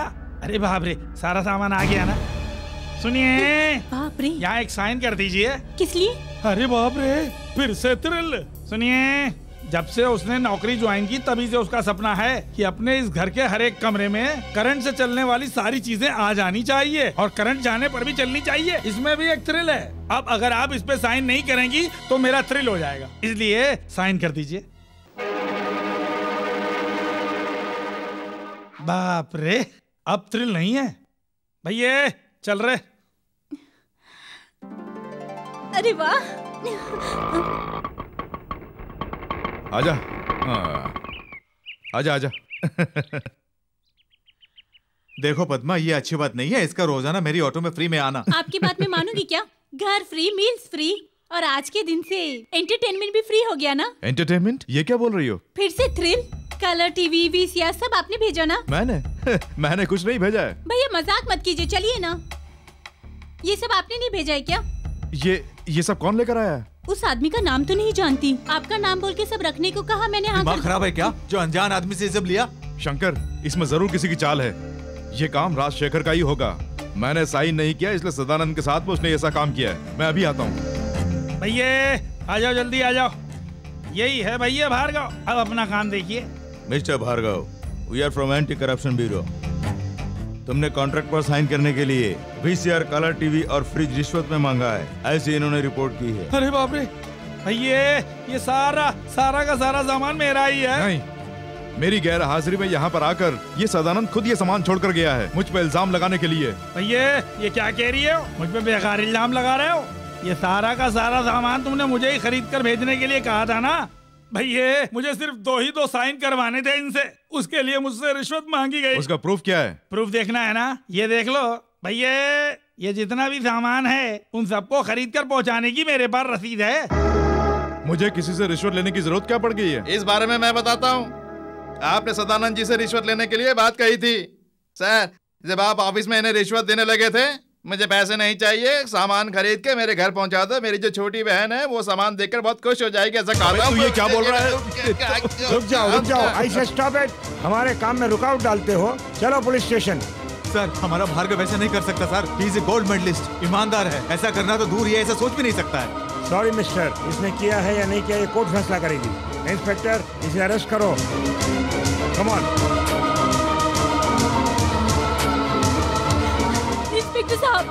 इंस्पेक्टर साहब, मेरे भैया को अरेस्ट मत कीजिए। उस रसीद के ऊपर साइन किए थे मैंने, मुझे अरेस्ट कीजिए। Sorry madam, come on. नहीं इंस्पेक्टर साहब। मुलजिम भार्गव ने एक कॉन्ट्रैक्ट पास करने के लिए श्री सदानंद जी से रिश्वत मांगी, वो भी वस्तुओं के आधार पर। ये गवाहों के बयान से साबित हो चुका है। इसलिए मुलजिम भार्गव को मुजरिम करार देते हुए 3 महीनों की कड़ी सजा का ये अदालत हुक्म देती है। दरअसल इन सबका कारण मैं खुद हूँ, मैं ही हूँ।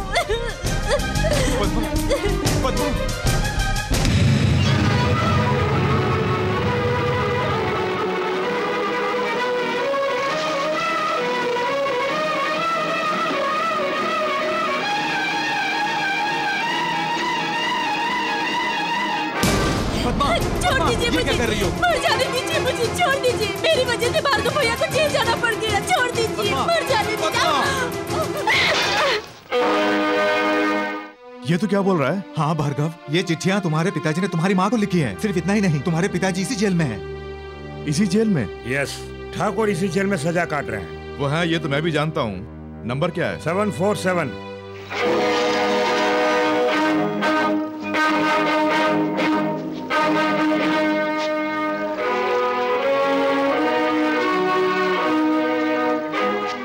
तुम्हारे ही लिखे हुए खत देखकर आश्चर्य हो रहा है। तुम्हारे इन लिखे खतों को पाया तुम्हारी पत्नी ने, यानी मेरी माँ ने। यानी तुम भार्गव हो? तुम मेरे बेटे हो? मैं तुम्हारा बेटा हूँ ऐसा मैंने नहीं कहा। उन्हें अपनी माँ कहा, बस इतना ही। जिस दिन से मैं इस जेल में आया हूँ उसी दिन से बस तुम्हारे ही बारे में सोचता रहता हूँ, और आज तुम्हें भी इसी जेल में आना पड़ा। हाँ आया हूँ, लेकिन क्यों? तुमसे बदला लेने के लिए। मतलब तू किसी का खून करके नहीं आया हूँ। मैं जानबूझकर तुमसे मिलने के लिए इस जेल में आया हूँ। तुम्हारे गुनाहों की आग में जल जल कर मेरी माँ ने खून के आंसू बहाए हैं। मैंने कई बार उनसे पूछना चाहा, पर उन्होंने कुछ नहीं बताया। अपनी सारी बातें मन में रखकर, तुम्हारे सारे गुनाहों को छुपाकर उस बेचारी ने दम तोड़ दिया। पार्वती। तभी से मैं सोच रहा था कि जिसने मेरी माँ को धोखा दिया उस आदमी को जान से मारने का मौका मिलेगा या नहीं, लेकिन मिल गया। मेरे इस जेल में रहने पर एक न एक दिन मेरी माँ की आत्मा को शांति मिलेगी। तुमसे मिलने पर नहीं, तुम्हें मारने के बाद। बेटी लता, उसे सजा दिलाकर मुझे सांत्वना देने के लिए आए हो? मुझे किसी की जरूरत नहीं है, अब जाइए। देखो बेटी, पुलिस ऑफिसर की हैसियत से मैंने अपनी ड्यूटी निभाई है, वरना उसके साथ मेरी कोई व्यक्तिगत दुश्मनी नहीं है बेटी। पुलिस वाले हो ना, मेरे आंसुओं का जवाब थोड़ी ना दे पाओगे। बेटी, मैं तुम्हारी खुशी के लिए चेक बुक साइन करके दे देता हूँ। तुम कुछ दिनों के लिए हिल स्टेशन जाकर आ जाओ। डैडी, मैं आपकी आंखों का तारा हूँ, आप तो ऐसा बोलते थे ना, फिर भी आप मुझे भेजना चाहते हैं। हाँ बेटी, तुम्हें मैं अपनी आंखों से कभी दूर नहीं होने देता हूँ, लेकिन बेटी तुम्हारी आंखों में आंसू देखकर मुझसे बर्दाश्त नहीं होता है, इसलिए उसे जेल भेज दिया गया है। इसमें हम क्या कर सकते हैं? भार्गव को सजा मिलने से मैं इतनी दुखी नहीं हूँ डैडी। कल जब वो जेल से छूटेगा तो सबके सब लोग उसे धुतकारेंगे, तब ऐसी हालत में आप क्या करेंगे? देखो बेटी, अगर तुम ऐसा मानती हो तो उसके जेल से छूटने के बाद समाज में वो सर उठाकर ये इस तरह से तुम खुद उसका नाम रोशन करोगी। वो कैसे? चीफ इंजीनियर का दामाद बनाकर। डैडी। हाँ बेटी। Thank you daddy.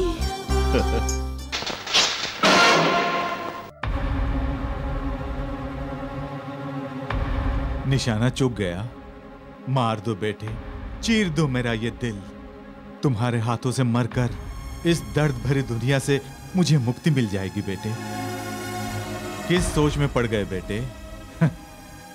अगर इसी तरह सोचते रहोगे तो तुम्हारे अंदर का गुस्सा ठंडा हो जाएगा। तुम मेरी जान लेना चाहते हो ना, उसके लिए सोचो मत। जिस बाप ने तुम्हारी माँ के साथ धोखा किया है, उस बाप का मर जाना ही एकमात्र रास्ता है। मुझे मार दो, ऊपर जाकर मैं तुम्हारी माँ से मिलूंगा, लेकिन मेरा खून करने से पहले एक बार मेरी अंतरात्मा की आवाज सुन लो। यानी तुमने कोई गुनाह नहीं किया, ऐसा मुझे विश्वास दिलाना चाहते हो? नहीं। जिस संस्था का मैं प्रधान था, जहां मेरे लिए लोग अपनी जान देने के लिए तैयार थे, वहां मेरे साथ में क्या हुआ, मेरी ईमानदारी के बदले उन लोगों ने मुझे किस तरह का इनाम दिया, ये तुझे बताना चाहता हूँ। पिता की हैसियत से नहीं, तुम्हारे सामने इस समय जो ये आदमी खड़ा है, वो एक जमाने में गरीबों का मसीहा कहलाता था, पर मेरी बदकिस्मती बेटे, मेरी मौत तुम्हारे भविष्य की मार्गदर्शन होगी। मैं खुशी खुशी तुम्हारे हाथों मरूंगा। भार्गव, जब तुम बहुत छोटे थे, हम जहां रहते थे वहां की झोपड़ियों को खाली कराना चाहता था MP राजशेखर।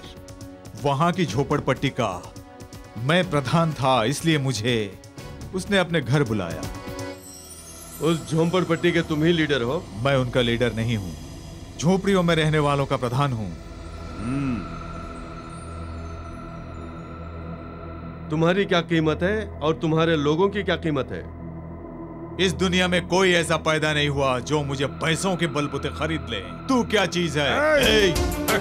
मैं भी एक ठाकुर हूँ, ये लट उठाना मैं भी जानता हूँ। क्या कहा तूने? तुम्हारे जैसा चाहे कोई भी लीडर आ जाए, मैं उस झोंपड़पट्टी को खाली करवा कर ही रहूंगा और अस्पताल बनवा कर ही रहूंगा। चुप कर। सूरज को मुट्ठी में बंद करने की कोशिश मत कर राजशेखर। हमारी उस जमीन में से तू 1 फुट भी नहीं ले पाएगा, याद रखना। ये बहुत उछल रहा है। चलो चलो रुको, मेरा भी सामान रख दो। अरे ये भी उठा के ले जा। ये जनार्दन, ये सब क्या है? ये सामान लॉरी में क्यों चढ़ा रहे हो?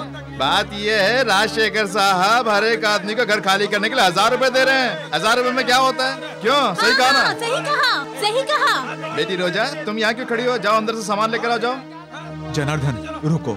तुम हमारे हीरो जरूर हो, लेकिन तुम्हारे हीरोपन से हमें कोई फायदा नहीं हो रहा है। अरे मैंने तुम्हारे फायदे का ही काम किया है। हर एक को 5000 रुपया देगा, ऐसा राजशेखर ने मुझसे कहा है। अच्छा, लारी में जितना सामान चढ़ा है सब नीचे उतारो। जब तक 5-5 हजार नहीं मिलेंगे कोई खाली नहीं करेगा। सुनिए, सच में वो राजशेखर 5-5 हजार देने के लिए मान गया है? नहीं पार्वती, मैंने उन लोगों से झूठ बोला है। झूठ बोला? हाँ, पैसों के लालच में ही वो लोग घर खाली कर पाएंगे। नहीं तो राजशेखर बहुत कमीना इंसान है, बिना पैसों के खाली कराएगा। क्या कहा? 5000 नहीं देंगे तो जगह खाली नहीं करोगे? जी हाँ, अब 10,000 देंगे तो खाली करेंगे। तूने पहले क्यों नहीं बताया? तुम कोई खेल ना खेलो इसीलिए। तुम 5000 दोगे ऐसा मैंने उन लोगों से बोला है। अब बोलूंगा तुमने 10,000 देने को बोला। 10।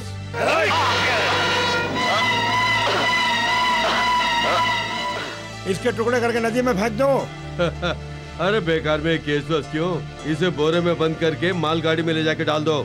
जब तक ये लौट कर आएगा उस जगह हमारा अस्पताल बनकर तैयार हो जाएगा। क्यों रे जनार्दन, सामान गाड़ी में नहीं चढ़ा है क्या? जब पैसे नहीं देंगे तो सामान कहाँ से चढ़ेगा? पैसे ठाकुर के हाथ भेजे थे ना, तुम्हें नहीं मिले? ठाकुर के हाथ? क्यों रे दास? हाँ सही कहा, ठाकुर को पैसे दिए थे तुम सबको बांटने के लिए। लेकिन ठाकुर तो यहाँ सुबह से नजर ही नहीं आ रहा है। सुबह का गया हुआ अभी तक नहीं आया।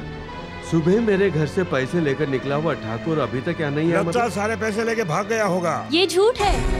मेरे पति पैसों के लिए ऐसा गिरा हुआ काम नहीं करेंगे। राजशेखर, एक मंत्री होकर ऐसी गिरी हुई बात करते हुए तुम्हें शर्म नहीं आती?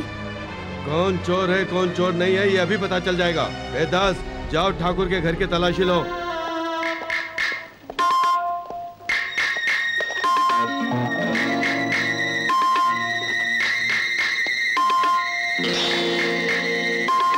ये रहे पैसे।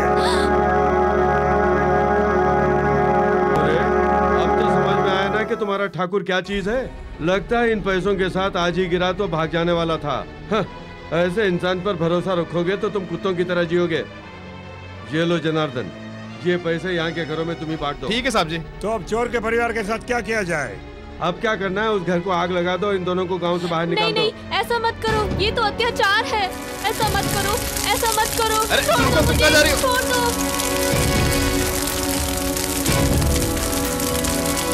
मुझे बेहोश करके उन लोगों ने एक जगह पर ले जाकर डाल दिया। वहां से बचकर मैं अपने लोगों से मिलने के लिए गया, लेकिन तब तक सब खत्म हो गया। राजशेखर ने वो जगह खाली करवा दी। जनार्दन कहाँ है ये जानकर मैं उसे मिलने के लिए गया। साहब जी, आप ये क्या बोल रहे हैं?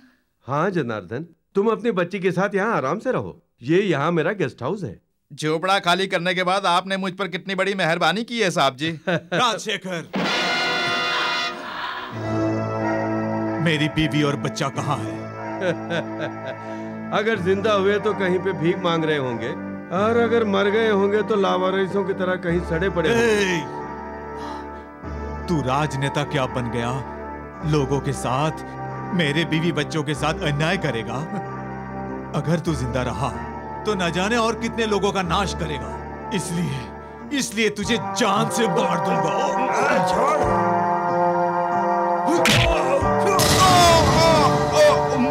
उसे पकड़ो, मैं पुलिस को बुलाता हूँ। इस तरह से मुझे खूनी बनाया। उस चाकू से काश राजशेखर मर गया होता तो आज मैं खुशी खुशी खूनी बनकर फांसी की सजा स्वीकार लेता। लेकिन मेरे हाथों जनार्दन मारा गया और उसकी बच्ची अनाथ हो गई। पिताजी,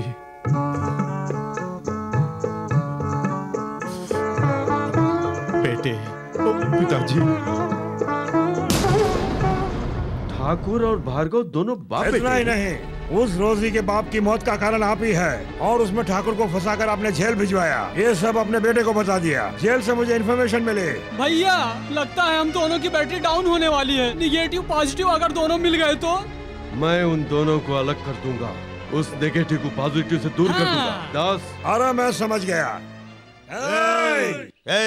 कालिदास के आदमियों को तूने जेल भिजवाया है ना? अच्छा हुआ आज तू हमारे सामने आ गया। हम तेरी समाधि आज इसी जेल में बनाएंगे। तो देख क्या रहे हो, कोशिश करके देख लो।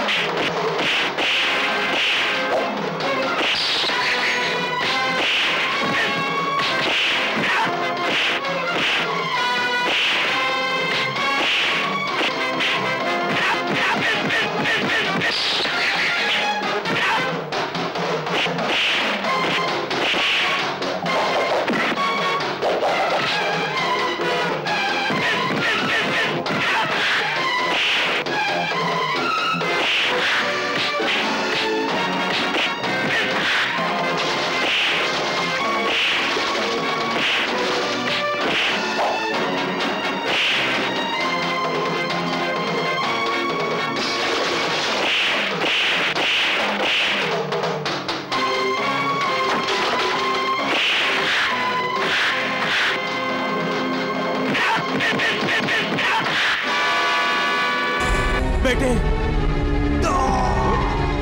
पिताजी, पिताजी। बेटे भार्गव, जनार्दन मेरे हाथों से मारा गया। मेरी वजह से उसकी बच्ची अनाथ हो गई। उसकी बच्ची कहाँ है पता लगाकर उसे सारी बातें बताकर उसको सहारा देगा, ऐसा मुझे वचन दे बेटे। ठीक है पिताजी। बेटे, पिताजी, पिताजी।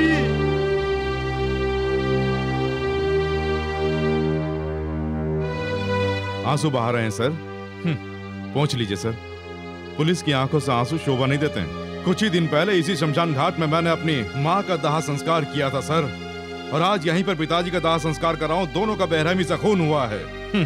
ये अन्याय दिन पर दिन बढ़ रहे हैं, लेकिन आज मैं मुक्त हो गया हूँ, जीते जी अनाथ बन गया हूँ। मगर मिस्टर डीसीपी, ईमानदारी से जीने वाला ये भार्गव जेल में जाने के बाद खूंखार भार्गव बन गया है। जैसे क्षत्रियों का संहार करने के लिए पूरे संसार का भ्रमण किया था परशुराम ने। नहीं मिस्टर भार्गव, माँ बाप को खोने का जो दुख होता है मैं अच्छी तरह से जानता हूँ, पर आवेश में कोई गलत फैसला नहीं लेना चाहिए। ये किताबी बातें हैं।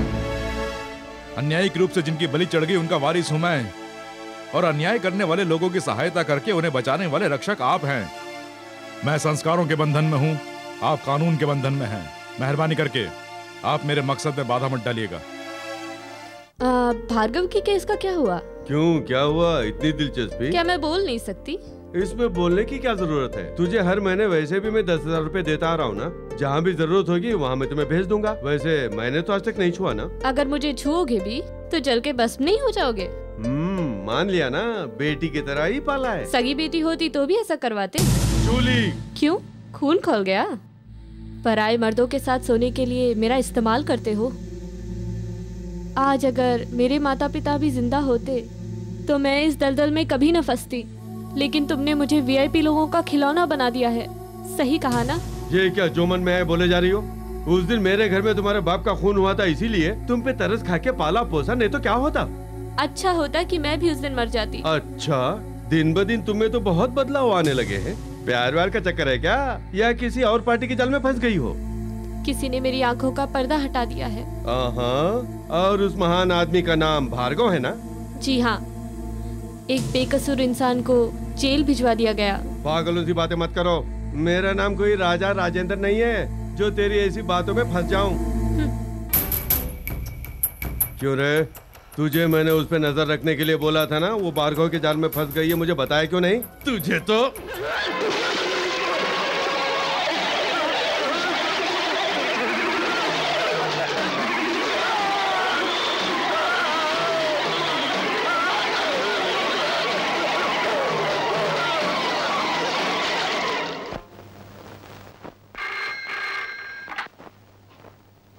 हेलो, मैं हूँ बेटी। क्या हुआ ताऊ जी? एक गुड न्यूज है, भार्गव आज जेल से छूट रहा है।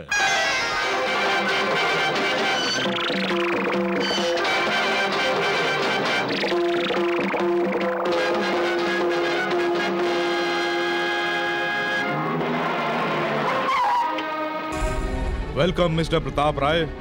मुझे मेरे जन्मदिन की बधाई देने के लिए आए हैं। आज तुम्हारा जन्मदिन? Of course. जेल में जाने से पहले आज के दिन मेरा जन्मदिन नहीं था, लेकिन जेल की सजा काटने के बाद इस भार्गव के लिए आज का दिन नया जन्म कहलाएगा। मिस्टर भार्गव, कोई निर्दोष व्यक्ति जेल की सजा काटकर जब बाहर आता है तब उसकी मानसिक हालत क्या होती है ये एक पुलिस अफसर अच्छी तरह जानता है। आपके मन में जो आए आप समझिए, लेकिन आज से मेरा मकसद सिर्फ एक ही रहेगा, इंतकाम।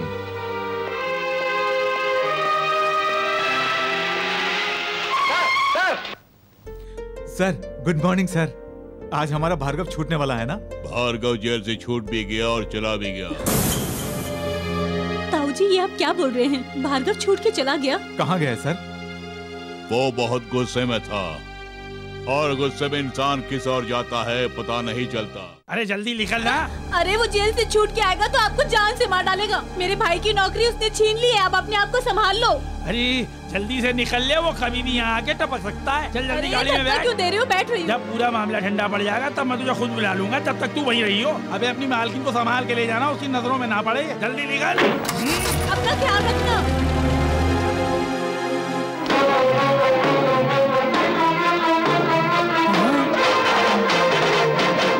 क्यों, सब लोगों को भेज दिया ना? हाँ, सबको भेज दिया। पागल कहीं के। अब मैं तुझे मारूंगा तो कोई गवाह भी नहीं बचेगा। तूने सबको भेज दिया। मुझे मार दोगे? बाप रे। तो दुनिया में भले ही किसी के हाथों से बच जाए, लेकिन मेरे हाथों से तेरा बच पाना बहुत मुश्किल है, क्योंकि तेरा यमराज तो मैं खुद हूँ। मुझे मार के तुम्हें क्या मिलेगा? मुझे माफ कर दो। माफ कर दूंगा। अगर तुझे मार मार के थक गया तो माफ कर दूंगा।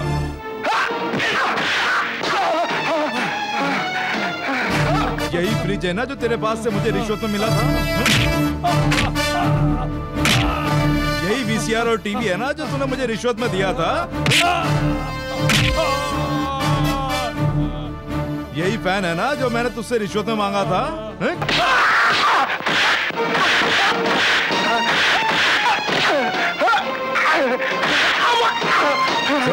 डीसीपी को फोन करके बता कि मैंने तुझे मारा है। नहीं, जो बोलता हूँ वो कर। हाँ, कर रही हूँ।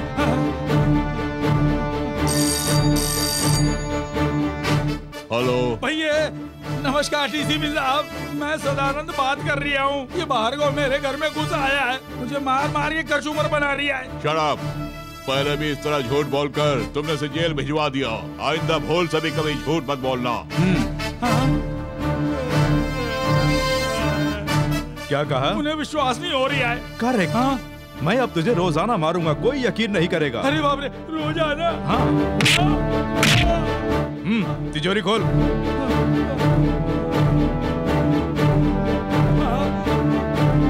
ये फ्रिज, टीवी, वीसीआर, फैन, उसके लिए तुम मुझे पैसे दे रहे हो, ठीक है?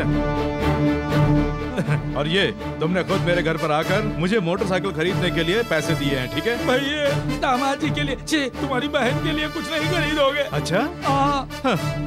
जिसके ऊपर तुमने झूठा आरोप लगाकर केस किया था, उसकी बेटी के लिए डायमंड नेकलेस के लिए ये पैसे हैं। क्यों, झटका कैसा लगा? जोर का झटका, बहुत धीरे से लगाए भैया। चलता हूँ। भैया, ये तो एक ही झटके में सारा महल ले गया भैया। भैया कहाँ हैं? पता नहीं, मेरे साथ तो नहीं आया। आपके साथ नहीं आए? वो जेल से तो छूट गए ना? आ गया हूँ। मैं सिर्फ जेल से छुटा ही नहीं हूँ, जिस कानून की आंखें बंद रहती हैं, हाथ बंधे हुए होते हैं, अब मैं उसे भी आजाद करूंगा।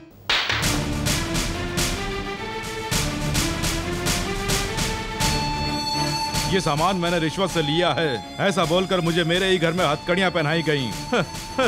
और अब ये सारा सामान छीन कर लाया हूँ। ना ही ये रिश्वत से लिया है और ना ही मुझसे कोई पूछेगा कि कहाँ से आया है। तुझसे पूछने वाला मैं अभी जिंदा हूँ। तू जो ये सामान लेकर आया है, इन्हें मैं अपने घर में नहीं रखूंगा। तो आज भी वही भोला शंकर ही है। आज तक तूने ऑटो चलाकर अपनी पत्नी के लिए एक छोटा सा सोने का जेवर खरीद के दिया है, बता? और मुझे देख, आज जैसे ही मैं जेल से बाहर निकल कर आया, अपनी छोटी बहन के लिए डायमंड का नेकलेस खरीद कर लेकर आया हूँ। और ये मैं किसी रिश्वत में नहीं लाया हूँ, खरीदा है। भैया, ये सब कहाँ से आया? सच्चाई क्या है मैं बता नहीं सकता। और अगर मैंने झूठ बोला? क्यों झूठ बोला? तो बोलिए ना, झूठ बोलने से तुम्हें क्या फर्क पड़ जाएगा? मैं जेल में सजा काट कर आया हूँ ना, एक्सपीरियंस हो गया है। तुम्हारा दिमाग पूरी तरह खराब हो, उससे पहले तुम्हें सही राह पे लाना होगा। चलो। लता, ये क्या कह रही हो? नहीं चलोगे तो मेरी कसम। अब चलो। हेलो, आओ भार्गव, बैठो। Sit down। मुझे आपने यहाँ क्यों बुलाया? नौकरी के लिए एक बार तुम्हारा इंटरव्यू लिया था, आज एक और इंटरव्यू के लिए बुलाया है। मैं अब कोई इंटरव्यू नहीं दूंगा, ऐसा फैसला कर चुका हूँ। ये इंटरव्यू किसी नौकरी के लिए नहीं है भार्गव, तुम्हारी आगे की जिंदगी के लिए है। यानी? मेरे भाई की बेटी लता से तुम्हारी शादी करना चाहते हैं, भाई ने इसीलिए बुलाया। इस शादी से मैं भी सहमत नहीं हूँ। भार्गव, भार्गव, एक बार फिर सोच लो। मैं सोच समझ कर बोल रहा हूँ, आवेश में नहीं बोल रहा हूँ। मैं एक बार जो फैसला ले लेता हूँ, उस फैसले से कभी मुकरता नहीं हूँ। भार्गव, तुमने जो ये फैसला लिया है, उससे तुम्हारी जिंदगी बर्बाद हो जाएगी, जानते हो? अच्छी तरह जानता हूँ। भार्गव। हाँ सर, लता के पिताजी एक बड़े उद्योगपति हैं और मैं जेल में रहकर आया हूँ। लता के ताऊजी मुझे अदालत से जेल लेकर गए। जिन हाथों से मुझे हथकड़ी पहनाई, उन्हीं हाथों से आप यहाँ कन्यादान करेंगे? मतलब मुझसे जो अनजाने में गलती हुई है, उसके बदले इसकी जिंदगी नाश करोगे? जी नहीं, मैं किसी की जिंदगी नाश करना नहीं चाहता। जो कुछ भी होगा वो मेरे साथ ही होगा। लता को मैं इन सबसे दूर रखना चाहता हूँ। इसीलिए मैंने जो इस तरह का ये फैसला लिया है, वो लता के बारे में सोचकर ही लिया है। तुम्हारा ऐसा कहने का मतलब क्या है? तुम किसी दूसरे से शादी कर लो। किसी दूसरे से मैं शादी कर लूं? कितनी अजीब बात है ना भार्गव, तुम ये बात मुझसे कह रहे हो?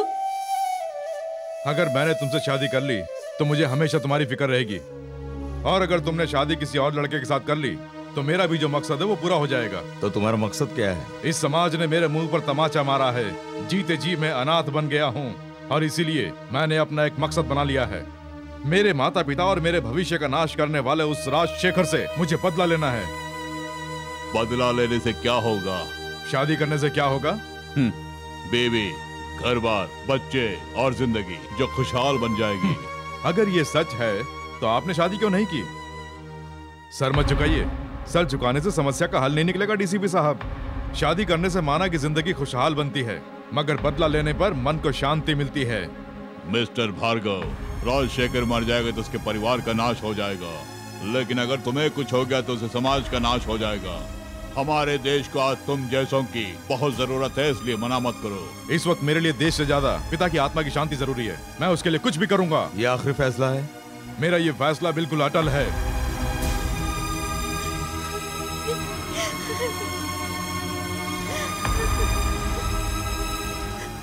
रो मत बेटी, चुप हो जाओ। इस वक्त वो किसी का कहना नहीं मानेगा। जब गुस्सा ठंडा हो जाएगा खुद आ जाएगा। रो नहीं।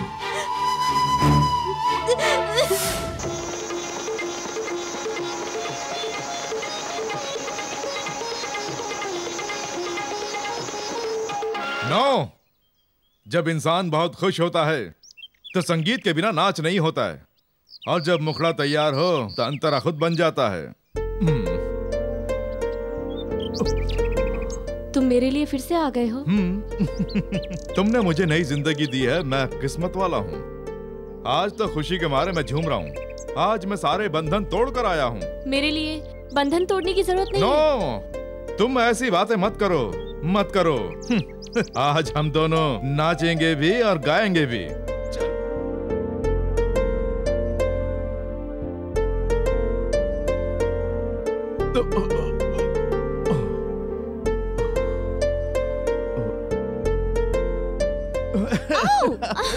भार्गव, ये सब क्या है? रोजी डार्लिंग, सुबह सुबह मेरी बाहों में छे छे छे छे छे छे। ये सब अच्छा नहीं है। Come on. छोड़ो मुझे। भार्गव, तुमने ऐसा काम करके बेकार में मुझे गुस्सा दिला दिया। आइंदा मेरे साथ ऐसा मत करना। मैं हाथ जोड़कर तुमसे विनती करती हूँ, अब तुम जाओ। राजशेखर जैसे आदमी को जान से मारना इतना आसान नहीं, फिर भी उस काम के लिए मैं तुम्हारी मदद करूंगी। राजशेखर से तुम्हारी क्या दुश्मनी है? उस नीच कमीने की वजह से ही मेरे पिताजी की मौत हुई है। तुम्हारे पिता का नाम? जनार्दन जॉनी। रोजी, राजशेखर ने तुम्हारे पिताजी की मौत की सजा जिस आदमी को दिलवाई थी, वो आदमी मेरे पिताजी थे। हाँ रोजी, उन्होंने जेल जाने से पहले तुम्हें ढूंढने की बहुत कोशिश की, लेकिन तुम उन्हें कहीं नहीं मिली। मुझे ढूंढा? हाँ, अब उससे क्या फायदा? मैं तो अब कहीं की भी नहीं रह पाई। मेरी जिंदगी तो खत्म हो चुकी है। मैं राजशेखर से इंतकाम लेना चाहती हूँ। ये काम तुम्हारे साथ करना चाहती हूँ। तो ये काम करके तुम्हारे पिताजी की आत्मा को शांति पहुंचाएंगे।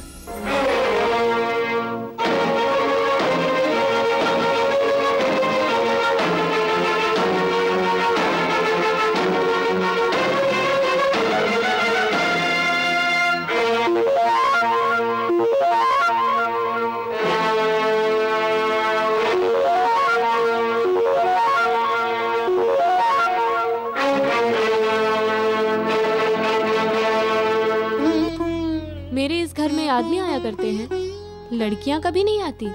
खैर बताओ, तुम कौन हो? मैं यहाँ नाच देखने के लिए नहीं आई हूँ, ना ही मौज मस्ती के लिए आई हूँ। मुझे मशवरा देने के लिए आई हो? तुम कवियत्री हो? मैं कौन हूँ ये सब छोड़ो, तुम्हें सलाह देकर समझाने के लिए मैं आई हूँ। मैं हमेशा अपने उसूलों पर चला करती हूँ, मुझे किसी के सलाह की जरूरत नहीं पड़ती।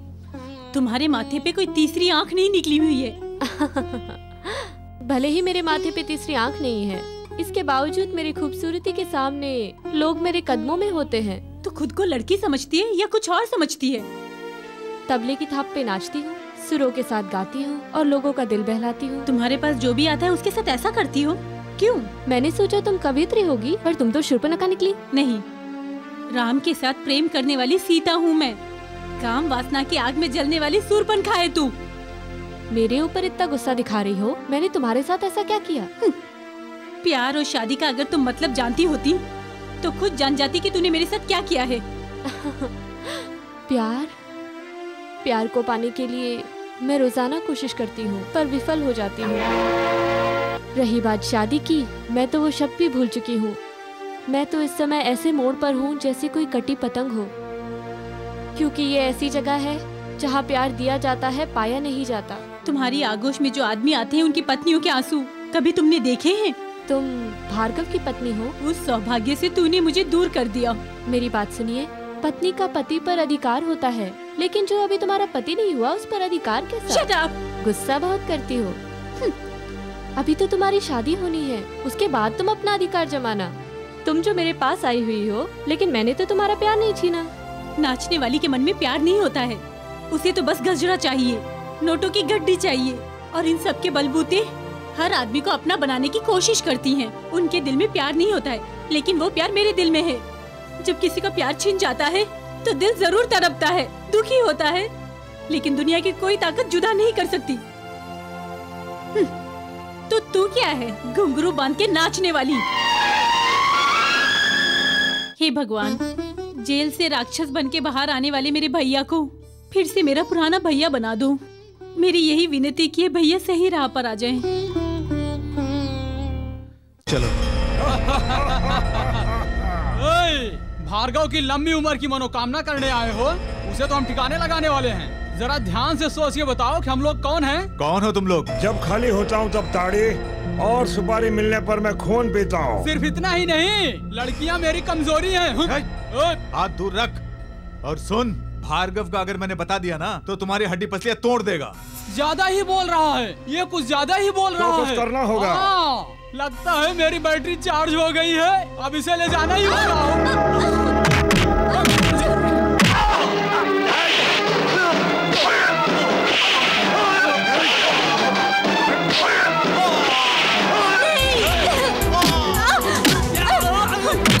इन्हें मत मारो, सुनिए ना। भार्गव को मत ढूंढ के ही रहूंगा। अगर नहीं ढूंढ पाया तो मैं भी मंत्री जी का छोटा भाई नहीं। चलो रे आगे छोड़िए। चिंता मत करिए, इनका घाव ज्यादा गहरा नहीं है। ये सब कैसे हुआ पद्मा? वो दास गुंडों को लेकर आया था। नहीं पद्मा, अगर इसे सब बता दिया तो ये उन्हें जान से मार डालेगा। मैं सब समझ गया हूँ रे। अब तो ये बात मुझे राजशेखर को समझानी है। अरे इस तरह से रो क्यों रहे हो? कोई मर गया है क्या? अरे चुप करो। शाबाश मेरे छोटे।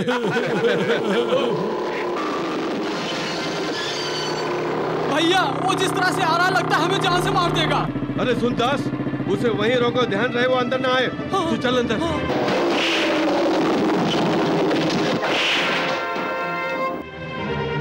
अरे भैया मुझे आने दो, अरे अंदर आने दो मुझे, मैं तुम्हारा सदानंद हूँ। भैया आने दो अंदर भैया।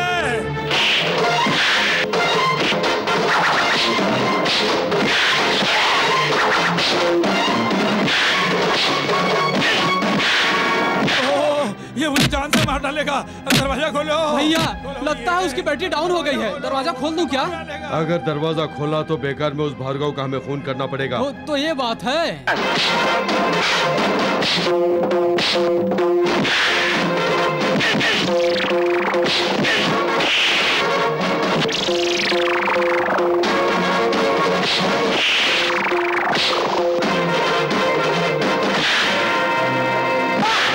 अरे मुझे बचा लो भैया, बचा लो।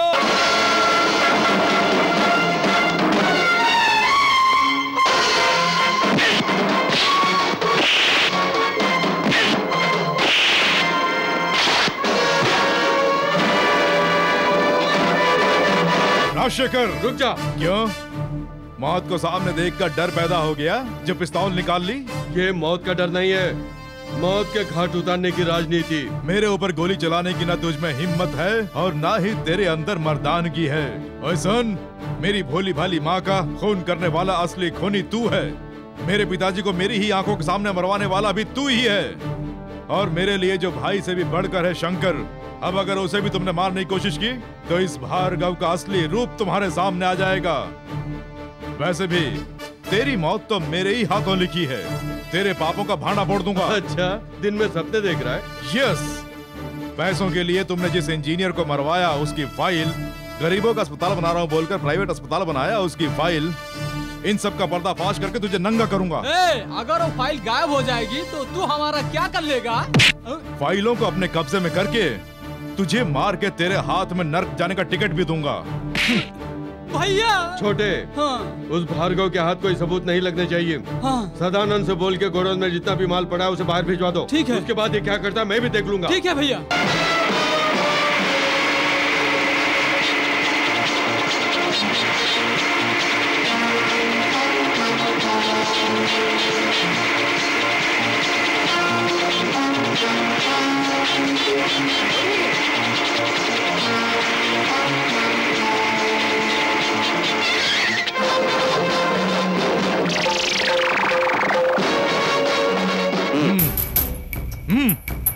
नीचे उतर रहा हूँ भैया। भैया क्या बात है? उल्लू के पट्टे, तू यहाँ से ये सारा सामान ले जा रहा है, इसका सबूत दे दिया है। चल पुलिस स्टेशन। अबे चलना।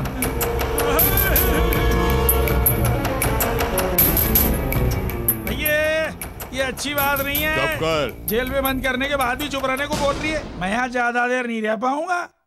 भैया देख लो, होम मिनिस्टर का फोन आया होगा, उनसे कहना मैं पुलिस स्टेशन में बांध दूं, किसी होटल से अच्छा खाना भिजवा दें। Shut up। हाँ? हेलो, मैं हूँ, मंत्री जी का छोटा भाई बोल रहा हूँ। क्या बात है? क्या बात है? मेरी बैटरी फुल चार्ज है। तुमने हमारे सदानंद को पकड़ लिया है। तो इसमें तुझे क्या है? मुझे क्या है? मेरी बैटरी दरअसल इस समय पूरी चार्ज में है। तेरी बैटरी डाउन करने के लिए चिंता मत कर, मैंने भी इंतजाम करके रखा है। तुम मंत्री जी के छोटे भाई से बात कर रहे हो, ये बात याद रखो।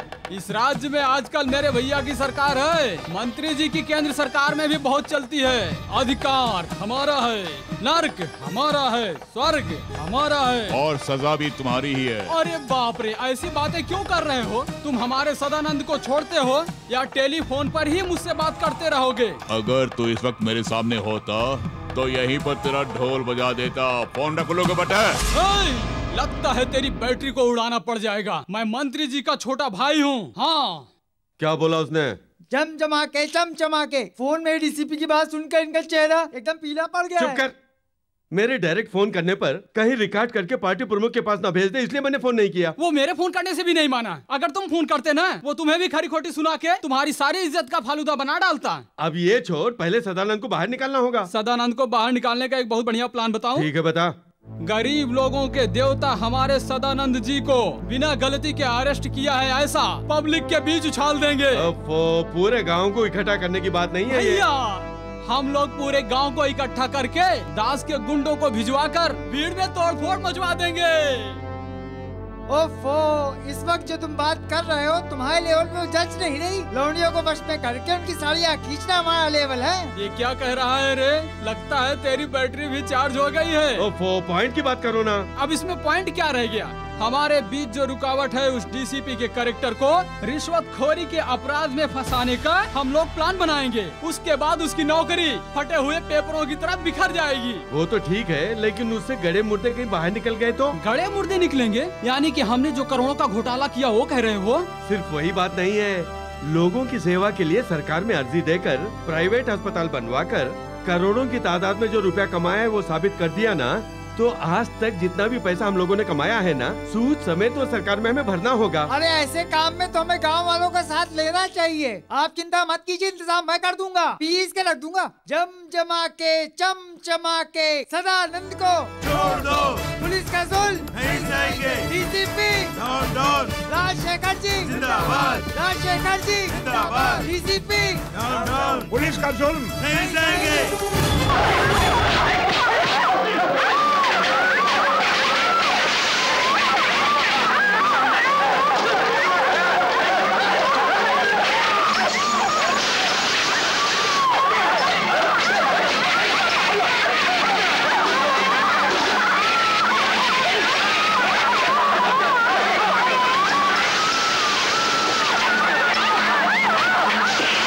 बताने के लिए क्या रह गया है? मेरा दिल बुरी तरह से रो रहा है। मेरे लोगों के साथ बड़ा अन्याय हो रहा है। जनता बुरी तरह से टूट चुकी है। हमारे गांव की ऐसी हालत हो गई है, महिलाओं की इज्जत की सुरक्षा नहीं रही है। मेरी बात सुनिए, इन सब का जिम्मेदार वो डीसीपी है, जिसने हमारे भोले भाले सदानंद को जेल में बंद कर दिया है। पहले पेज में छापना। इसीलिए तो मैंने कहा था भैया प्रताप राव जी, हमारा सदानंद जनता का फरिश्ता है। उसे जेल में रखने पर जनता जिएगी या मरेगी कुछ पता नहीं। तो अब आप क्या चाहते हैं? अगर उस डीसीपी को डिसमिस नहीं किया तो मैं अपने मंत्री पद से इस्तीफा दे दूंगा। तुम क्या कहते हो? जो लोग मगरमच्छ के आंसू बहाते हैं उनके बारे में मैं क्या कहूँ? राजशेखर जी इस्तीफा देने वाले हैं। अगर उनका मंत्रिमंडल यही चाहता है तो उसमें गलत क्या है? मिस्टर प्रताप राय, बिना सबूत के इल्जाम नहीं लगाना चाहिए। आप सदानंद को छोड़ दीजिए। जब कोई कुत्ता पागल हो जाता है तो उसे गोली मार देते हैं, ये हमारे देश का कानून है। I don't want any argument. Do what I से। Certainly, I will obey your orders. लेकिन 24 घंटे के अंदर उस सदानंद को और उसके आगे पीछे लाल टपकाने वाले सभी वीआईपीओ को अरेस्ट करूंगा, नहीं तो I will resign. इतना बड़ा हाथ!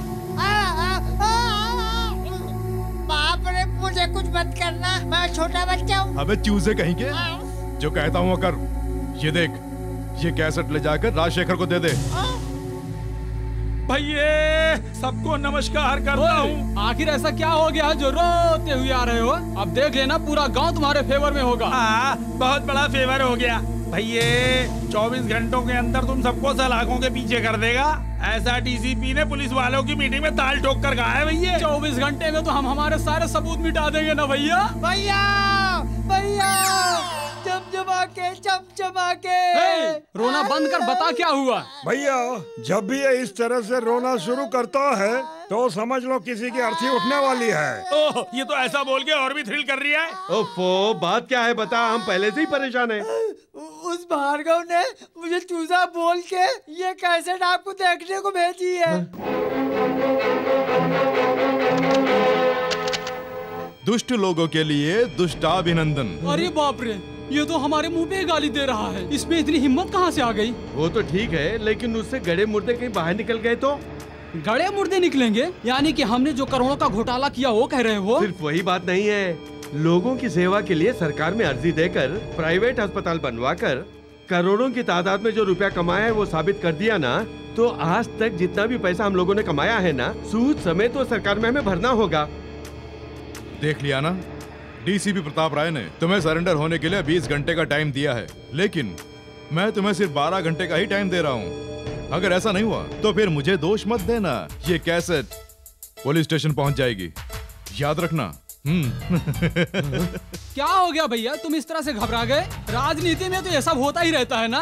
क्यों राजशेखर जी, आपने पार्टी के सिद्धांतों को तोड़कर अपने स्वार्थ के लिए कुर्सी का इस्तेमाल किया, ऐसी हमें खबर मिली है। क्या ये सच है? बताइए। अब बताने के लिए क्या रह गया है? इस देश ने महात्मा गांधी को भी नहीं छोड़ा है, जिसने हमें आजादी दिलाई उसी को मार डाला। अब मैं क्या कहूँ? भैया तुमने कोई अपराध नहीं किया है, ऐसा इंसाफ से बताकर इनका मुंह बंद कर दो। अब बोलने के लिए क्या रह गया है? आप दोनों के खिलाफ रिपोर्ट आई है। ये क्या बताएगा? मैं बताता हूँ। भार्गव, ये क्या है? यहाँ हमारी पार्टी की मीटिंग चल रही है। बाप ने मारी मेंढ की, बेटा तीर अंदाज। 2 और 2 को तुम इस तरह से मिलाते हो कि 5 बन जाए। यही है ना तुम लोगों की राजनीति। ओए, यहाँ मेरे भैया की मीटिंग चल रही है, अपनी बैटरी को काबू में रख। अबे चुप। ज्यादा चिल्लाएगा तो मारा जाएगा। धमकी किसे दे रहा है? इस तरह की धमकी अपने पिल्लों को दिया कर। जरा सी बात पर कुर्सियां लगाकर बैठ जाते हो। यही है ना तुम मंत्रियों की क्वालिफिकेशन। सुनो, अगर इनका गुनाह साबित हो जाता है तो हम इन्हें कुर्सी से उतार देंगे। अपनी जबान से मुकरना नहीं। 6 घंटों के अंदर ही मंत्री की कुर्सी पर बैठकर तूने क्या क्या किया ये साबित करूंगा, और तेरे नीचे से कुर्सी निकलकर दूर जा गिरेगी। हमारे सामने इस तरह की धौंस जमाने की जरूरत नहीं है। वो कैसेट तो हमारे पास ही है, अब तुम क्या करोगे? ओरिजिनल कैसेट मेरे पास ही, उल्लू के पट्टे। राजशेखर, इस लड़के की बात पर तुम क्या कहते हो? मैं निर्दोष हूँ, यह साबित करने के लिए मैं तैयार हूँ।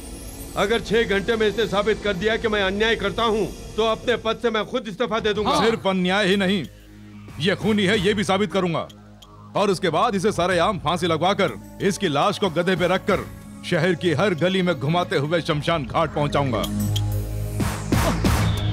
वो झूठे गवाह और सबूत इकट्ठा करे उससे पहले मैं उसे दबोच लूंगा। आप लोग यहीं रुकिए। छोटे भैया, मेरे ख्याल से हमें पुलिस की मदद लेनी चाहिए। इन 6 घंटों के अंदर वो जमीन के अंदर समा जाना चाहिए। हाँ ठीक है।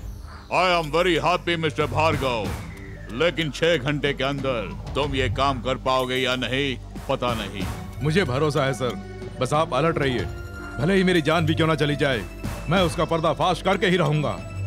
आप कालीदास को पकड़ के सलाखों के पीछे डालिए, मैं रोजी के पास जाके वो कैसेट लेके आता हूँ।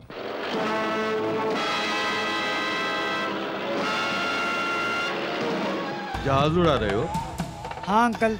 मुझे तुमसे एक काम है। जी बोलिए। अगर मैं डायरेक्ट उस भार्गव का मर्डर करूंगा तो इल्जाम मुझ पर आ जाएगा। वो ठीक 6 बजे रोजी के घर पे आएगा, ये बात मैं जानता हूँ। तुम अपने इस रिमोट वाले जहाज से कुछ ऐसे करामात दिखाना कि वो एक्सीडेंट में मर जाए। ठीक है अंकल, जिसने मेरी नौकरी छीनी उसे मैं खुद मारूंगा। आप जाइए uncle. Best of luck. Thank you. Hello, मैं लता बात कर रही हूँ। ओह, क्या मन में कोई और प्लान आया है जो इस वक्त मुझे फोन किया? मुझे ऐसा करने की जरूरत नहीं है, मैंने किसी को धोखा नहीं दिया है। लेकिन सुना है तूने टेप संभाल के रखा है। जो रिकॉर्ड किया हुआ टेप है वो मैंने संभाल के रखा है। नहीं, मैं अभी भी कह रही हूँ कि तुम उसके रास्ते से हट जाओ। राजशेखर अपने लिए तुम्हें इस्तेमाल कर रहा है, भार्गव को जान से मारना चाहता है। सुनो, तुम भली कैसी भी हो, पर तुम चाहो तो भार्गव को राजशेखर से बचा सकती हो। ओए, कहाँ जा रही है? तुम लोग कौन हो? डैडी! चल! डैडी! छोड़ो मुझे, छोड़ दो, डैडी!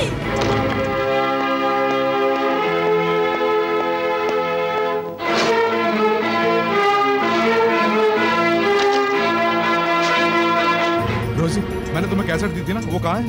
वो नहीं है। नहीं है, खैर छोड़ो, लेकिन तुमने उसका किया क्या? उसे मैंने जला दिया। तेरा ये बदन ही नापाक नहीं है, बल्कि जमीर भी नापाक है, तूने साबित कर दिया है। मेरे दिए उस सबूत को मिटाकर तू राजशेखर को बचाना चाहती है ना? उसी राजशेखर के घर जाकर मैं सबूत फिर से जुटाऊंगा।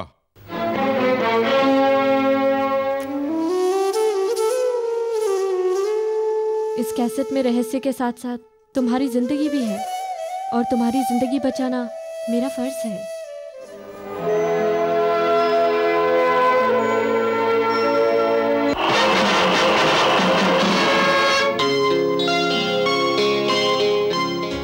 क्या बात है, आज बहुत खुश दिखाई दे रही हो। आज कोई खास दिन है क्या? खास दिन हो या बेकार के दिन, मेरी जिंदगी में क्या मायने रखते हैं? अच्छा, तो एक सच्चाई बताना, तुम्हें मैंने बचपन से पाला है ना, तुम्हें मेरे ऊपर प्यार आता है या नफरत होती है? अचानक तुम्हें ये शक क्यों हुआ? दरअसल आजकल लोग जिस थाली में खाते हैं उसी थाली में छेद कर देते हैं। अगर कोई ऐसा करता है तो ये बात तुम जानो, इससे मुझे कोई फर्क नहीं पड़ता। क्या कहा? तुम्हें कोई फर्क नहीं पड़ता? नमो हराम कहीं की, मैंने तुझे पाल पोस कर बड़ा किया है और आज तू मुझे ही डसने की कोशिश कर रही है। भैया ले आए। शाबाश छोटे, इन दोनों को ले जाके उसके साथ बांध दो। जल्दी करो। भैया अब तो सिर्फ बैटरी ही नहीं, डायनमो भी चार्ज हो जाएगा। सही कहा, आज तो बहुत मजा आएगा। हाँ, हमें तुम लोग यहाँ पे क्यों लाए हो? तुम लोगों को न्याय दिलाती हो ना? अत्याचार करना तो हमारी परंपरा में है।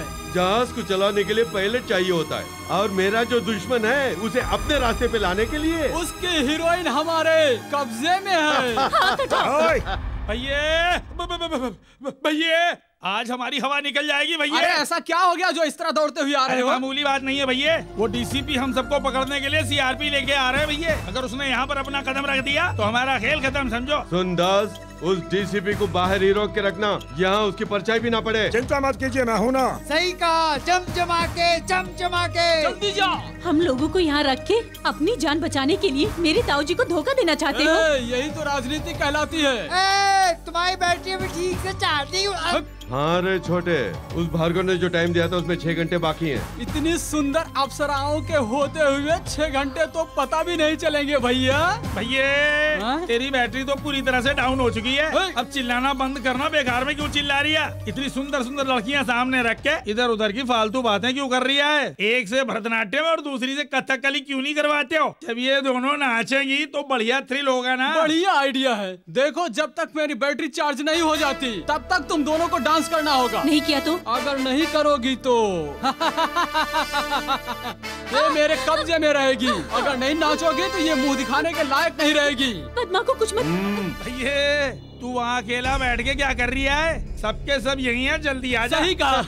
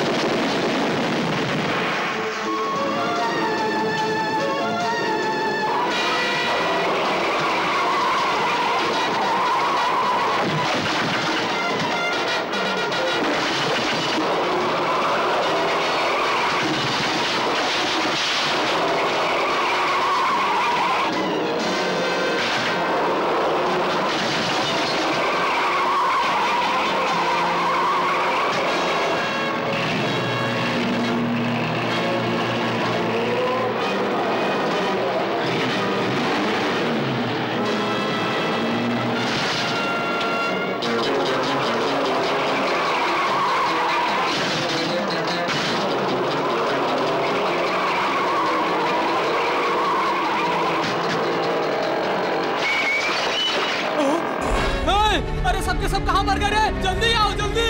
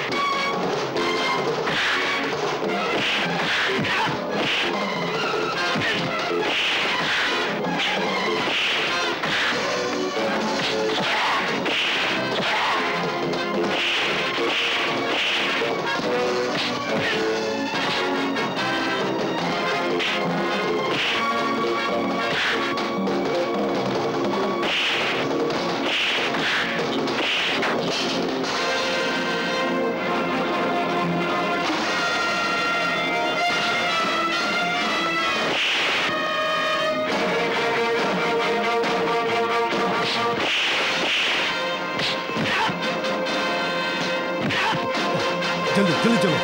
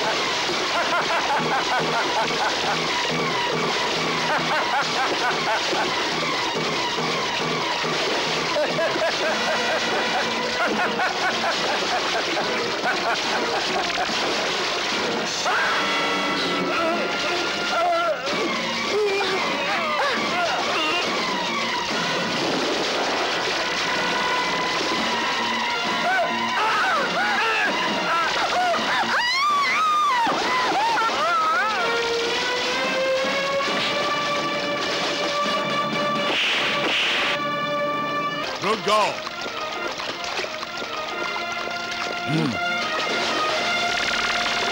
भैया